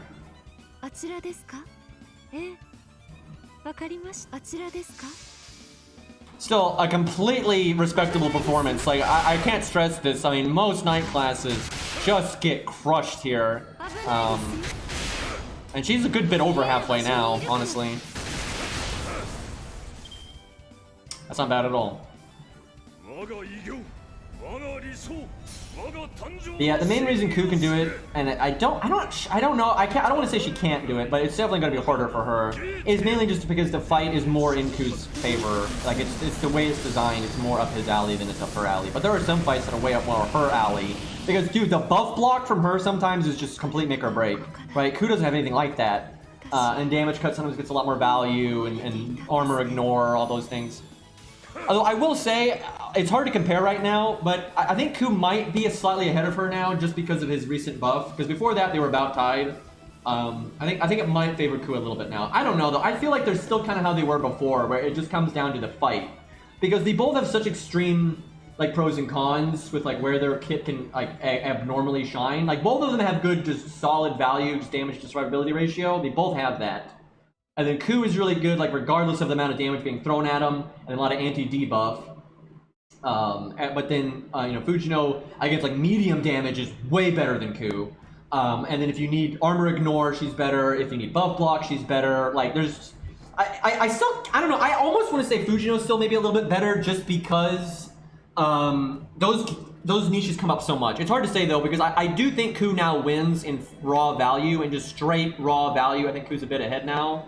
So it's kind of up to how often those niches come up. So it's weird. Yeah, not having Golden Sumo really sucks. Especially because she's one of those units that mixes up her cards a fair amount.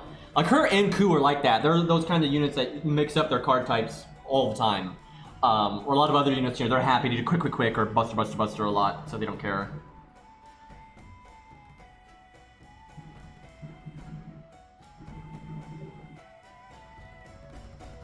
If they buff Fujino's NP, that's gonna be a thing. That's gonna be pretty tough.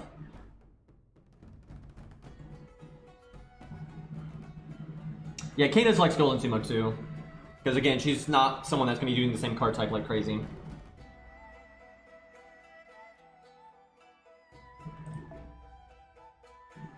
But yeah, back on what I was ranting about before, it's like I don't really ever get personally mad at people no matter what like opinion they express, and obviously the way I conduct myself, especially on stream, it might seem like I do, but I really don't, right?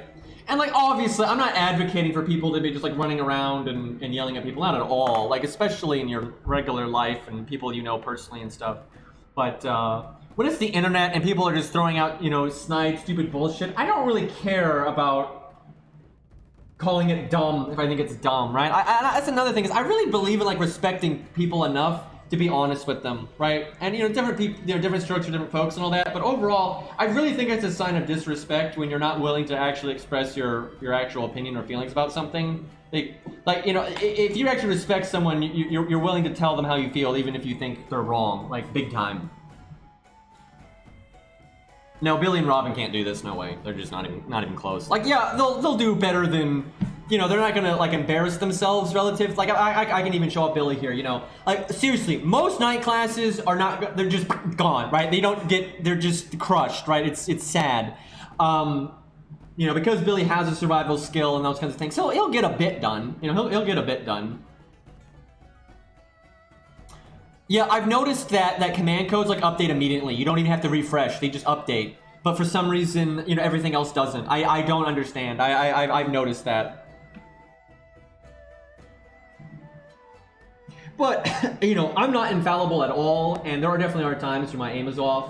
You know, that's something I have to work on. Excuse me. Always have a cough later in the day. Oh, God. I think Ku could...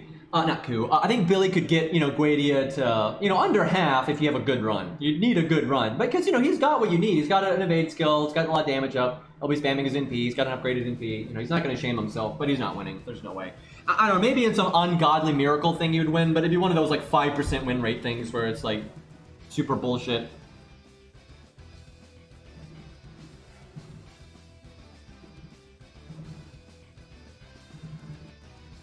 I kind of want to show off one of my units, but,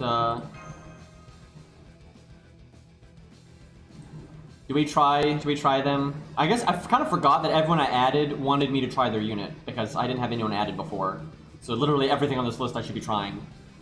Okay, they're night class, so they get the stun. I don't know if you do Atlas. Normally it's easy to use Atlas for them, but I don't know, man. I don't think they're gonna live that long. They do have 18,000 health though. Excuse me. Over here burping. More like a gasp, really, but yeah, I'll try it just because the debuffs might destroy me anyway. So we're only 60%, don't have bond 10. Thankfully, my Billy's bond 10, so that's a big part though of why my Billy would have a good showing compared to some of these other things that we might use, because my Billy is just proper. You know, he's got Black Gray, all these MLB, it's level 100, bond 10. You know, he's got all the pieces of Exodia. He's just the wrong class. 苦悶の海で溺れる時だ。それが貴様らにとって唯一の救いである。お前も少しは砕きがいがあるか。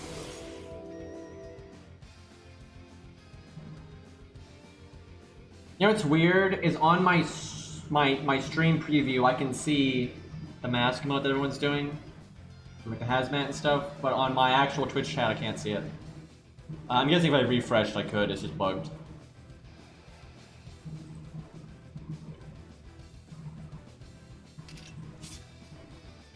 Man, that's a really good opening hand. If there was someone that could actually, you know, not need the stun, which is most cavalry classes, I'd probably just go with this. I should have used Phantom's first skill. Not that big of a deal, but no reason not to. It's more stars on this turn, which means you might crit, which is even more stars. This is unfortunately not a good hand. I was hoping that would crit, but well, at least that crit.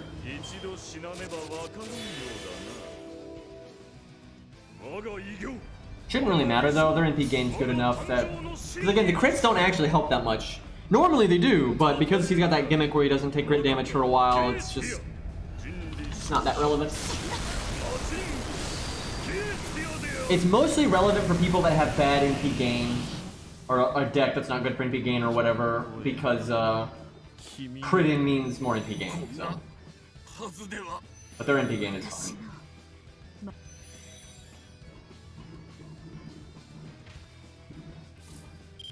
So attempting to do my first skill because it helps so much with the NP gain.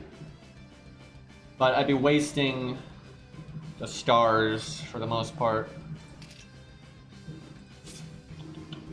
Tricky. How many turns do you think we're gonna live? Not that... Okay, no, we're gonna use it, because yeah, we're not gonna live that long.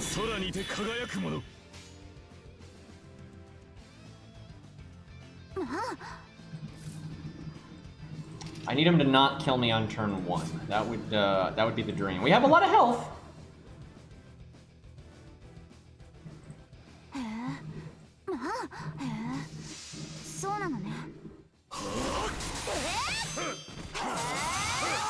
Yeah, you can block his NP with Castro for you.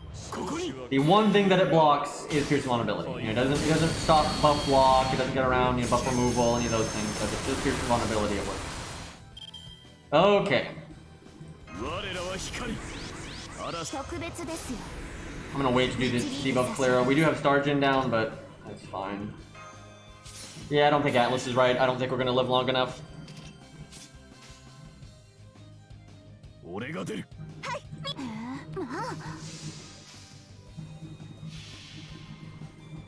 Arts, Toriel, Lol. We have so many nicknames.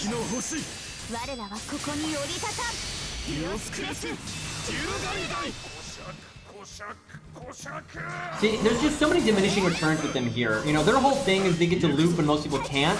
But it's really easy to loop here, right? We got our NP, guys! We already got our NP, right? It's all whole Goetia shtick doesn't matter, right? Although I guess we're safe from that, right? Double Buster, nonsense.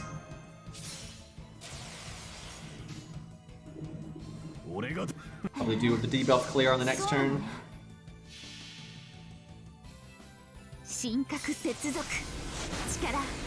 But it's not enough damage, it's not enough survivability. Again, especially because with good luck, you could loop like this with almost any unit, and those units could have more survivability and more damage. So it is impressive though how easily they loop. 我が偉業我が理想我が誕生の真意を知れ称えるがいい我が名はゲーティア人理昇格者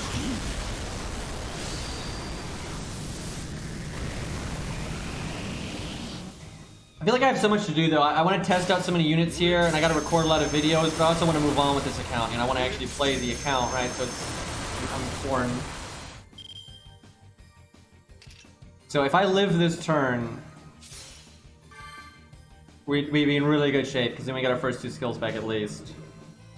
This is where if we could like, I think you honestly would put the heal on the art card, even if you whiffed it once. We'd be able to heal once or twice, and that might, again, you'd need luck, but you might be able to live.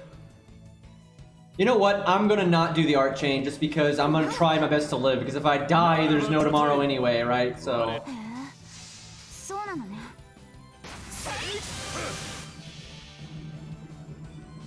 神格接続力光我らこそ We're getting good luck so far, though. Like, there hasn't been any bad luck for so. We're not getting attack downs. You know, we didn't die on turn 1. So far, this has been a pretty lucky run. It's just we can get really lucky here. Okay, no, that's. We could have lived one more turn. That'd have been really good. So because we didn't get our skills back, we would have been better off with default there. We could have had the attack up mixed in. So we would have done a bit more damage than that. Now, that's not always true, though, because we could have gotten a bunch of attack downs. We didn't, but we could have.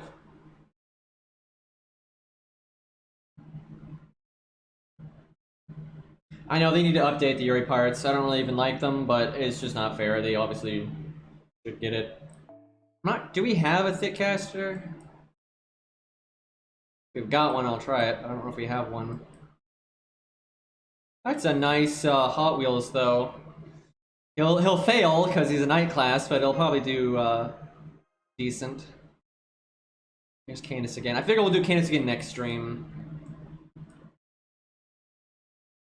God, remember Landling actually did really well here, which is really surprising.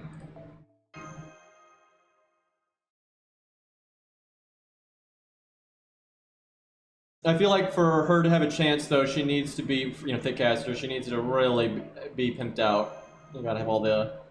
There we go. Let's see what we got. Okay, well, the bond's not maxed, but we're at least MP3, and we do have Black Grail, so it's not all the pieces of Exodia, but it's some. I keep Exigard in stage 2.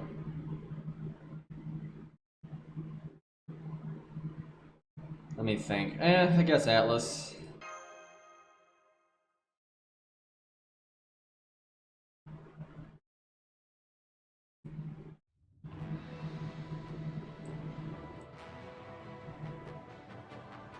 So chat, I didn't stream yesterday because, although I was feeling better, I still, you know, my brain wasn't all there. You know, I was still having problems. But I was much better, right? And then also, normally, okay, for real, I like streaming a lot. It's very therapeutic to have people to talk to and stuff, especially during the lockdown, right, where I have like no one to talk to. And it's just something I enjoy. I've always liked streaming, right? So I normally very much I want to stream, so I'm not happy if I can't stream. But I will say, there was a part of me that was almost happy that it was so easy for me to justify not streaming, because it really, you know, it was not healthy, and streaming the day before was really not good for me. And but this Gundam game that I really like, I realized had like done a lot of updates, and I was like, I wanted to just sit down and play it, and because I need to not like do a lot of, you know, I needed to rest and everything. I could easily justify just playing this stupid Gundam game a lot, and I did that yesterday. It was great. It was awesome, so that was nice. But you know, I did that, and feels good, and now I feel a lot better. I still don't, like I said, I still am not back. You know, my head is still messed up, and I can still feel the fatigue and whatnot, and I'm still having trouble breathing. I've actually been still having the breathing issues. I've just gotten it a lot more under control. Like, I'm still waking up a lot more throughout the night because I'm having breathing problems. But I'm able to sleep enough that I'm doing all right, so.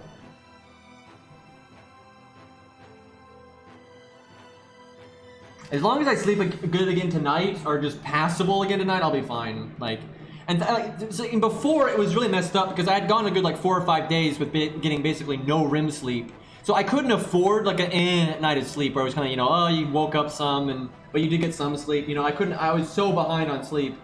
I couldn't, having an day would just kill me, right? Where now I'm not caught up, but I'm somewhat caught up. So if I have like kind of an iffy night of sleep, it's okay. It's not ideal, but it's okay. Where before it was super bad. Yeah, we should do that sometime. That was fun looking at people's accounts and stuff. It'd be nice if there was a way that I could look at. What I need to do. I don't know how to do this because you would need people to follow a system. I would need people to like send me like a folder over Discord, right? And that folder would have to be in the same format, right? Because I want to really have an interesting account review. You got to see more than what they put in their support slot, right? So I would need somebody for it not to be a chaotic mess. I would need them to send me, you know, screenshots of their account that one, I want to make sure I'm protecting them. I need to make sure they know not to show certain information. You know, you don't show your, you know, like the my room and that kind of stuff, or the account room. I don't remember what it's called. It's not my room. Anyway, but like, so I can see their skill ranks. I can see what they have levels. Like, do you have David leveled or not? Right? You know, yeah, it's fun seeing their best units, their best things in each slot. But to have any kind of, you know, any more looking at it than that, right? You kind of need to do that. I need to come up with a good format that people could follow easily, like showing off their, you know, their units in like level, by order of level, you know, and then the skill ranks would be the hard thing. It'd be hard to not, because you don't want a million screenshots, but there's a lot more information you'd be able to see. So I'm not sure how to do it. And like I said, I need it to be organized in a way that I don't have to explain it all the time, right? Where I can just point to, these are the rules, this is like the format you need to follow, you know, and give them examples like the other people that have, you know, and that way the people, if they want to do it, they can follow the formula properly. And, you know, one, not give away information that you don't want shown on stream, and then two, also give enough information that you can have, okay. Well, oh wait, we weren't supposed to have stun anyway, we're cavalry class, never mind, it's fine. Sadly, though, we did not get a quick change.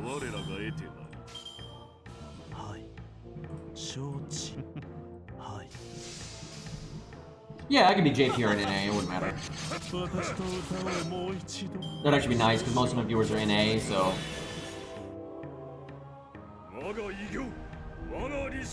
That's true, it is funny to look at randoms, because yeah, you see weird stuff, like we saw all those people not following their units and stuff, so yeah, we'll still do that. That was actually pretty funny.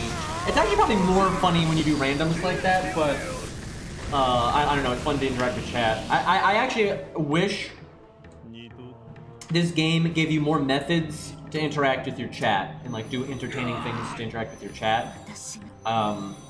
I would love that. Like, it's really nice when you have just like, you know, ways to like, you don't have to like directly play with each other, but there's like a way where you can like show off your units or compare things, and you know, just fun things to do like that with chat is just nice. And FGO doesn't have a lot. It's kind of unfortunate. So.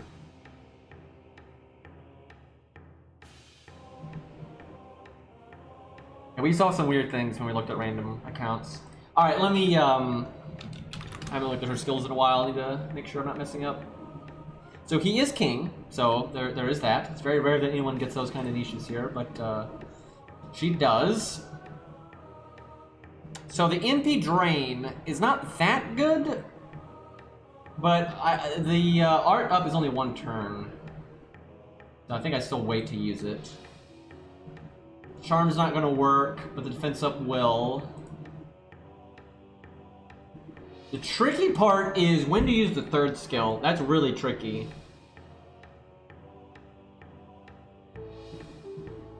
And you might say, oh, the attack down's good, use it right away, but I'm not necessarily going to die in 5 turns. No, I probably... Okay, we'll probably plan on tanking the first NP with Guts. So, we'll do both of these now.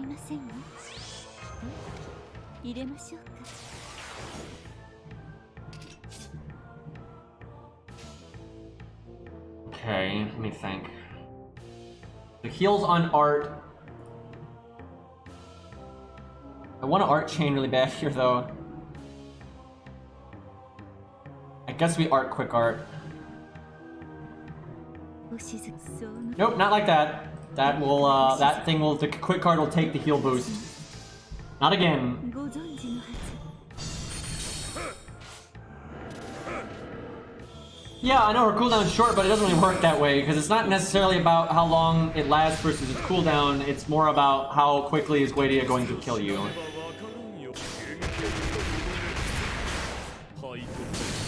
Like all the time with coups, you know, if you lose guts and it never even procs, you didn't use it right.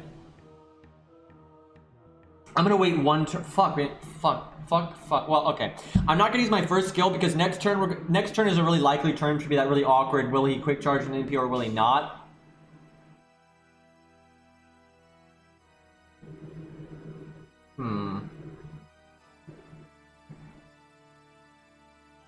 The heal is almost wasted here. 努力はします。 But I'll use it anyway. 努力はします。山場です。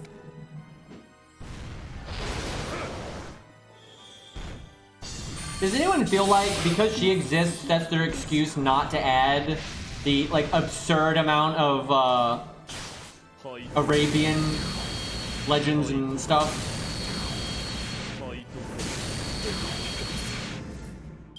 Wow, we just got, that was bullshit. Yes, yeah, I'm with Chad on this. I feel like that's the reason not to add that stuff, which is fucking stupid.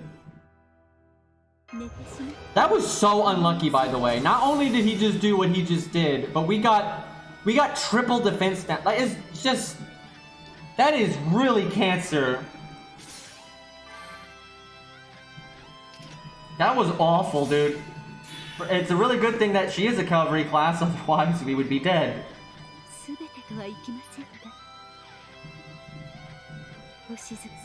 That's annoying though, because we could have lived so much longer if it wasn't for that. Yeah, I don't like her design either. I don't even know what stage this is. I never see this stage though. But the colors in this stage are actually okay. I don't mind the colors. Her body proportions are just way too over the top for me, and it's just not my style at all. Like, it's not even a waifu thing. It's like, I don't like male characters when they're like, you know, they give them really tiny heads and huge shoulders and tiny legs. I don't really care for that, those kind of like really exaggerated proportions and stuff. I'm not offended by it, it's fine, they can do whatever they want, right? It's just not my cup of tea. Well, we easily could have lived and then had Guts go off this turn, right? Which would have been great. Like, that was bullshit. If it wasn't for the triple buster turn, we'd still have Guts, and then we'd have Guts go off at his NP now. And then we could cast Guts again, and then have invulnerability. Like, we could live a lot longer than this. That was really unfortunate. Fucking Gorilla Goetia, yep.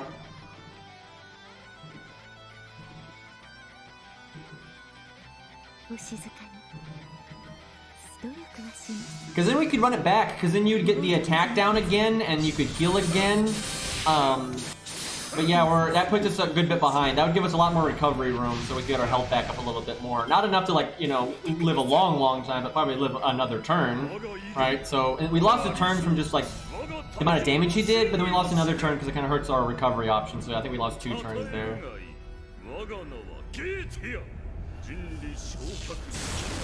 It's not like I have something against big boobs, right? Like, because yeah, a lot of people in real life have big boobs. It's fine. There's nothing wrong with that. It's more about the, like I said, the proportions, right? Like, it's again, I don't mind guys that are really muscular at all. That's fine. That's no problem.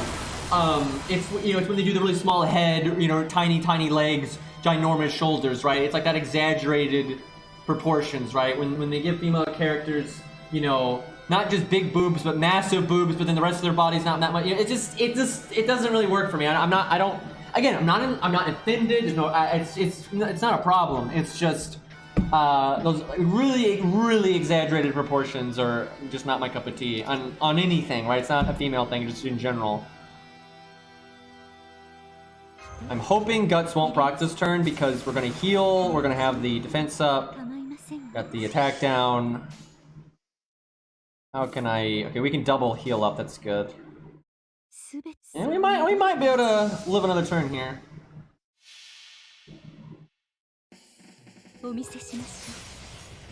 Yeah, Goetia has one quick animation, one art, one buster. then his NP, then his skill, and then he actually has an extra attack animation that was just never used in the game, but it exists in the game files. It's actually really cool. He like kind of punches the ground really hard and makes like cracks in the ground, and like blue or purple energy comes out of it and stuff. But yeah, they never used it, unfortunately.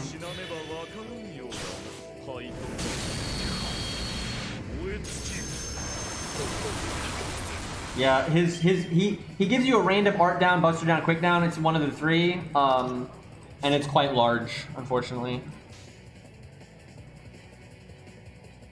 I'm gonna hope I get my NP anyway here. Again, that's where Ku's nice. If you happen to get quick down, you can just get rid of it. And then it's, you know, fairly likely you won't get the quick down, but yeah, this has not been great for her. She got that triple buster turn, which is absurd. We got the art down. Like, there's been a lot of little things. I think she probably can solo this, but she would need to be Bond 10 and, you know, all the bells and whistles, right? But because we're not Bond 10, horrible RNG, a lot of little things could be stronger and whatnot. If she was truly maxed out, I think she might barely be able to. You'd be really pushing it. I'm not sure. She'd be really pushing it on value. Like, it's not like, oh yeah, she got this easy. But I think she might, if truly maxed out, might be able to do this. I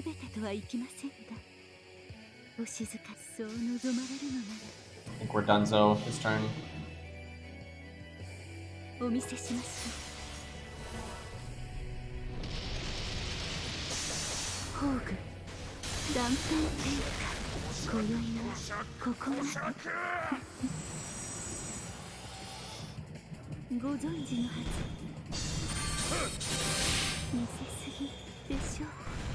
Honestly, like, Arabian stuff is not like my favorite. Legends and history and all that stuff, but it's pretty cool. I don't mind it. And regardless of how I feel about it personally, it just deserves a lot more, you know, when you're doing a game about history and legends and stories and stuff, it's stupid not doing that stuff. And it's a shame. It'd be nice to see more stuff. And she's one of the few things that we have, and then she does have a really extreme design. And that wouldn't bother me, again, if we had more designs, right? If we had a lot of stuff, if we had a lot of Arabian stuff and whatnot, you know, her having that kind of extreme of a design, we have other people that don't have designs like that, like, yeah, that's fine, right? But it does kind of suck that we don't have much to pick from.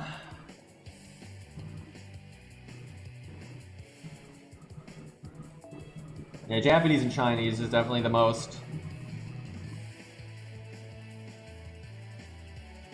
Yeah, man, we could hit 40% more damage, damn, dude. And we could be level 100. And we could be in P5.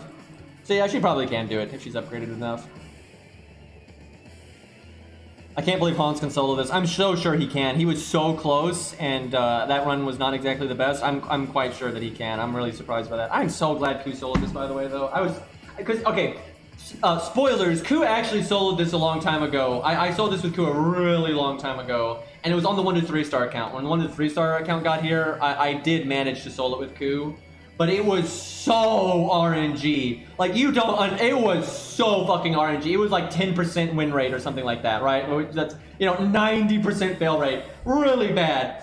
And I was like, man, this is annoying. I'm like, you know, he's so close, but he can only do it with just horseshit RNG. I knew he just needed like some kind of push, and then they gave him that buff, and as soon as they gave him that buff, I'm like, okay, yeah, now he's gonna be able to do this. You know, he's like really maxed out properly and everything, and so I was just glad to finally be able to do that, because I'd known he could do it, but I'd actually recorded it. I had just never posted it because I just was not happy. I was just not happy with how he soloed it before. I was like, I didn't want to do that. But yeah, now that he got the buff, I'm like, okay, now we can do this. So that worked out. And I wasn't even planning this. We just happened to be playing that new account, and so we were close to Goetia anyway, so it all worked out.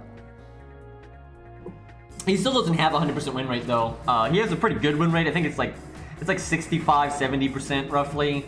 Might be a little bit higher than that. I can't even remember. Because I actually won pretty quick, but I knew a few things went lucky, but a few things didn't go lucky either. And I did do it a few times, but I don't actually think I used the right command codes. I used good command codes, but I don't think they were perfect. So there are a few things that could have been improved upon. But yeah, the win rate's somewhere between like 60 and 75%, I would say. Yeah, I think, I don't know. I mean, he's decently popular. I don't know about that. Paul technically is Canada's only servant. It's just lol, they forgot Canada existed. I would really like them to add Doc Holliday. I want, out of like the Western legends and stuff, I want probably Butch Cassidy the most. I'd actually want Billy the Kid the most, but he's already in. Yeah, I really want Butch Cassidy. But then yeah, Doc Holliday is really awesome. And he's really famous, so.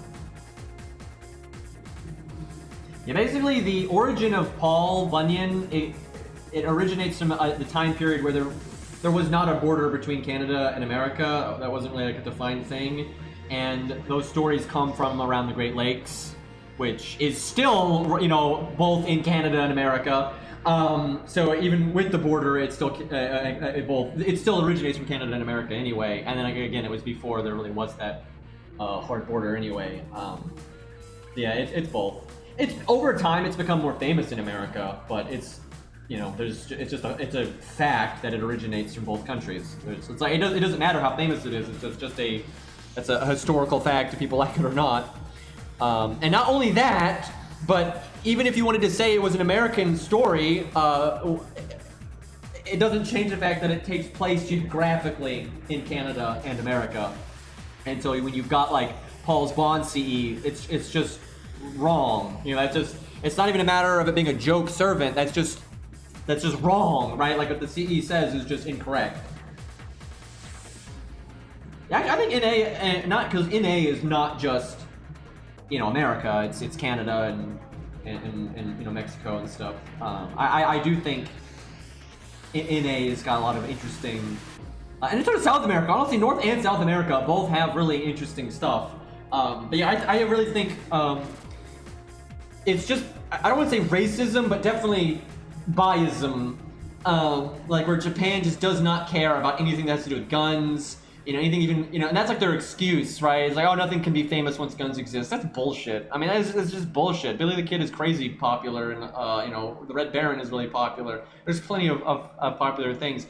And, like, it's just obvious to me. I've seen this. It's not just DW and Type Moon, but Japan in general, like, in games, they're okay with like adding 10 knights. You know, like we have a lot of knight characters. We have a lot of European characters that are knights. They're very similar, but you know, they're all that knight archetype, and they're okay with doing that. They're okay with having a bunch of samurai kind of archetypes, or a bunch of assassins, or ninjas, or pirates. It's okay to have a lot of stuff like that, but it's not okay to have a bunch of gunslingers. It's like, oh, we already have Billy. That kind of meets that quota. We don't want the game just being full of gunslingers. Right, but that's stupid. There's no difference, you know, and it's because they don't see gunslingers the same way as like Europe sees knights and stuff. But America does. America does see gunslingers are America's samurai or knights or, you know, whatever. That is, you know, that is the American, you know, legends are Wild West stuff. It's just what it is. It's just like, you know, medieval times is overwhelmingly where Europe,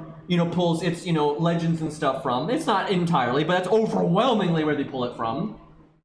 And America pulls it from the Wild West, and that's fine. It's not like, oh, all America has is the Wild West. It's like, that doesn't matter, because one, it's not just the Wild West. That is where most of it comes from. But it's, you know, most of American legends come from the Wild West. But that's fine. That's their period, right? That's the thing. It's just like, it's fine that Europe mostly is from medieval times. But Japan just doesn't see it that way, and it's not, again, it's not just Type Moon. When you look at like the way they handle, you know, almost any storytelling or games and stuff like that, they just don't see the gunslinger the way that they think Europe sees knights or the way they see samurai and stuff. They don't, and it sucks. It's lame, right? Because again, you know, different people like different things, and that's fine. I just wish there wasn't this random biasm against a lot of North American stuff. But it is what it is.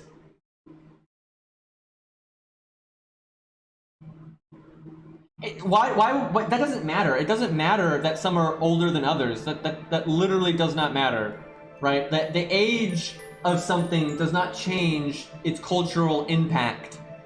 Now sometimes that can depend, you know, like a lot of people when they lived weren't legends until, you know, a while later. Some legends do need time to cultivate, but the Wild West has had more than enough time for that to happen, right? It generally takes a lifetime or two, right? But we've gone through multiple lifetimes, so it's fine. It's just like a lot of the legends in Greek mythology and stuff, you know, they took a little bit of time to kind of get a foothold, but they had a foothold within a few hundred years. They absolutely did. It didn't take thousands of years for Greek mythology to get its, mythological status. It didn't. Same for a lot of European legends and stuff. The Arthurian legends have been, relevant not just now, right? So what matters is it a legend or not? Has it caught on? Does it have that mythos? Has it been kind of romanticized over time and those kinds of things? And the Wild West has. It absolutely has, right? And newsflash, there's a reason for this. It's not about time. It's about its time relative to the country's development, right? It's not about when it happens relative to other countries, right? And I don't even know why I have to explain this, because different countries developed at different speeds, right? And the Aztecs are all too aware of this. Japan's real mythological period does not coincide evenly with every other cultures, and that's the same around the world, right? Medieval Europe didn't happen at the exact time a lot of other countries were kind of having that, period. Countries have generally their legends are going to come from when, around when they were founded, when they established themselves, or when they won their freedom, those kinds of things. And for most countries, like in Europe, that happened around the medieval times, right? You got the 100 Years' War and those kinds of things, and a lot of the older roots, like even before you had England and France, but when you had like the more fundamental, civilizations and stuff, that's where you get like your Arthurian legends and stuff from, and because those are building blocks for those societies, right? And because America and Canada they came a lot later. Obviously, timeline-wise, their foundational period, their Revolutionary War, their Civil War, those things, happened later. But it has no effect. The effect it has on the society is the same regardless. It doesn't matter that it happened 300 years ago versus 1,000 years ago. It doesn't matter. It makes no difference. And I really don't actually think that's where the biasm comes from. I really don't. Now, I think some people, see it that way. They think because the Wild West is sooner, it's not as, worthy or whatever, but that's just a fucking stupid take. The impact it's had on their societies is not less because it happened, later down the road. Again, it's relative to where the society was in its development. The Revolutionary War is always going to be a really big thing in American history because that's when America won its independence, and that's when it's the most relevant, and that's its its foundation. So of course that's a thing, right? And that goes for most countries, and good for them. There's nothing wrong with that.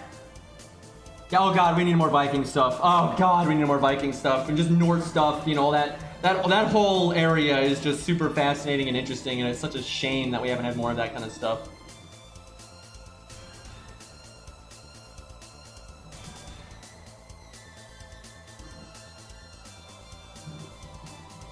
Yeah, I think I've seen a lot of people want Leif Erikson. And we already missed our chance to get Odin, unfortunately.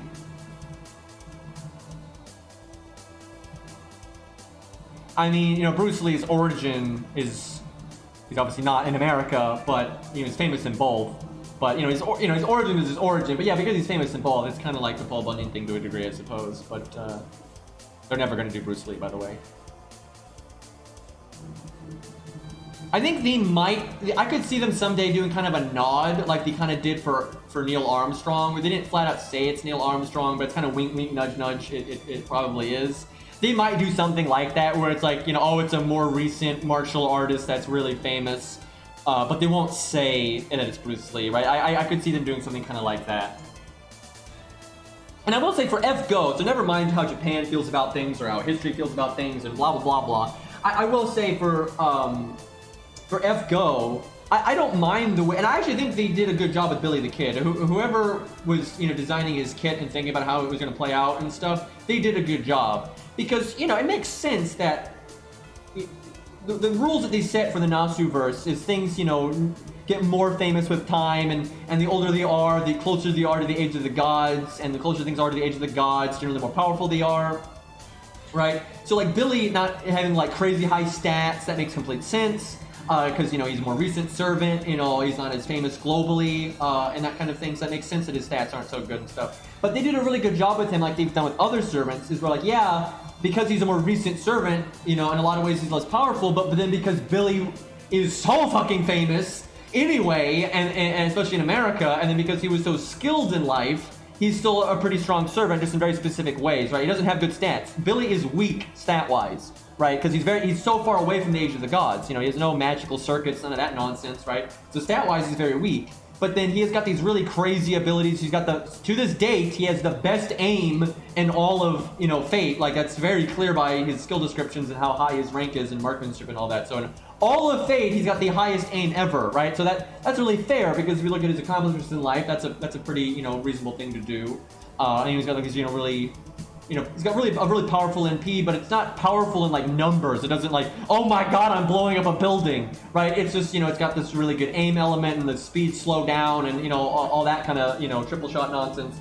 You know, so it's like, they did a good job with Billy, where he's like powerful in some ways, but not in like a raw, you know, numbers way, because he's not close. You know, he's not old. He is really recent and all that stuff. But they acknowledge that he was very skilled in everything with his skills and his NP and everything. So I think almost honestly they did a pretty good job with Billy. I don't think they used him very well in America, but that's because they didn't use really anything well in America, because it didn't have particularly good writing. But you know, at least they did him a solid in Lost Belt 1. They just didn't do Russia a solid in Lost Belt 1. Yeah, he didn't really die. He just faded away. He was one of the few people that survived. I can't believe we're never going to get regular Assassin Lee, by the way.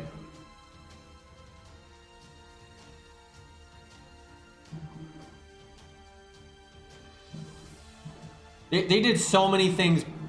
Like, Lost Belt 5 is awesome, but god, there was so much missed potential with, like, the characters. Like, like, Lost Belt 5 2 is my favorite FGO story, even though it did do some very stupid things.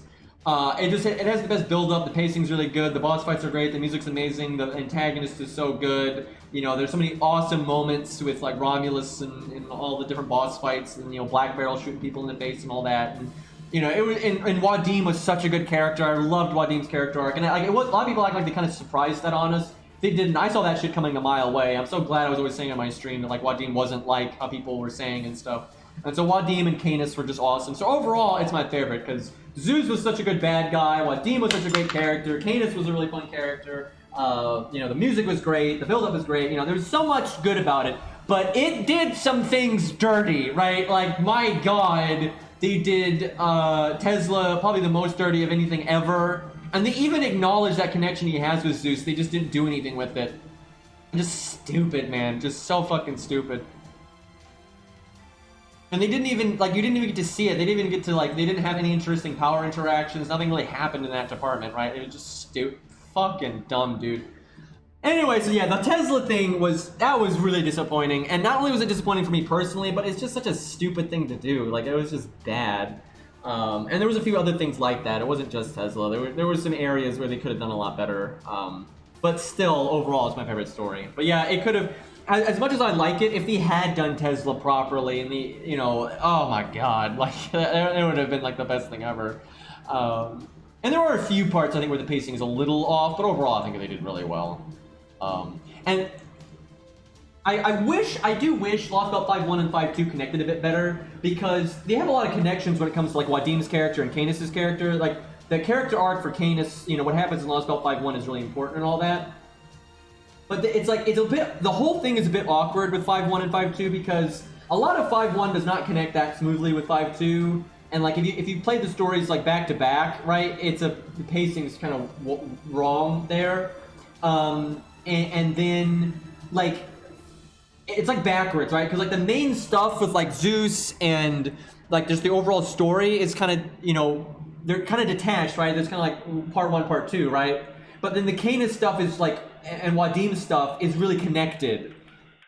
It doesn't work very well. Like that's a real like weird thing in my opinion, because like the Canis Wadim stuff, like what happens in part 2 is directly influenced by what happened in part 1, and like the characterization is really important for everyone there, even the twins. But then there's this huge gap, right? You have like this real burst. Basically in 5.1, you have this burst of like characterization and stuff all of a sudden for the twins and for Wadim and for Canis, and then it just instantly stops, right? And it's just completely on hold until 5-2, right? And then it just starts rolling again, right? It's just not very smooth. I would have liked it more if 5-1 and 5-2 just kind of blended more smoothly together, even if you had that time gap where you had to wait months for them to actually put it out, right?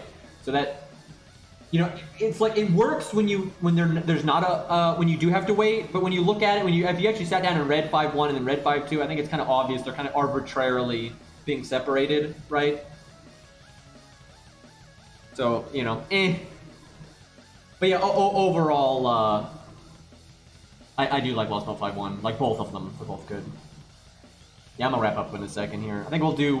Yeah, we'll wrap up. It's been a really long time, and I gotta eat, so. We'll probably do more Goetia stuff tomorrow, though I do need to get through this. Like I said, I want to actually play the goddamn account, but I feel like we've just barely even got to scratch the surface of this stuff, and I want to do more. So we'll try to do more of this soon. I need to record. I don't know who to record, man. Like Hans can solo it, fucking Yeet Neat can solo it, and fucking Sanson soloed it, and all that. So it's like I don't know what I want to do recording wise. All right, let's raid somebody.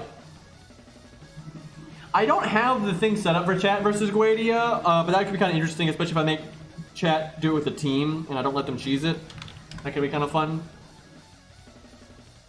We're definitely going to do chat versus FGO at some point. I'm going to look into that plugin. As long as that plugin's easy to use and it's not like confusing for chat to use and stuff, it'll definitely happen. Let's raid Fino. We'll hit up Fino.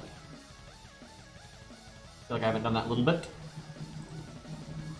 I'm assuming he's playing NA, because he's kind of the opposite of me, where he plays NA a lot more than JP. Although he plays JP more than I play NA. I'll definitely say that. Like, that's very much so.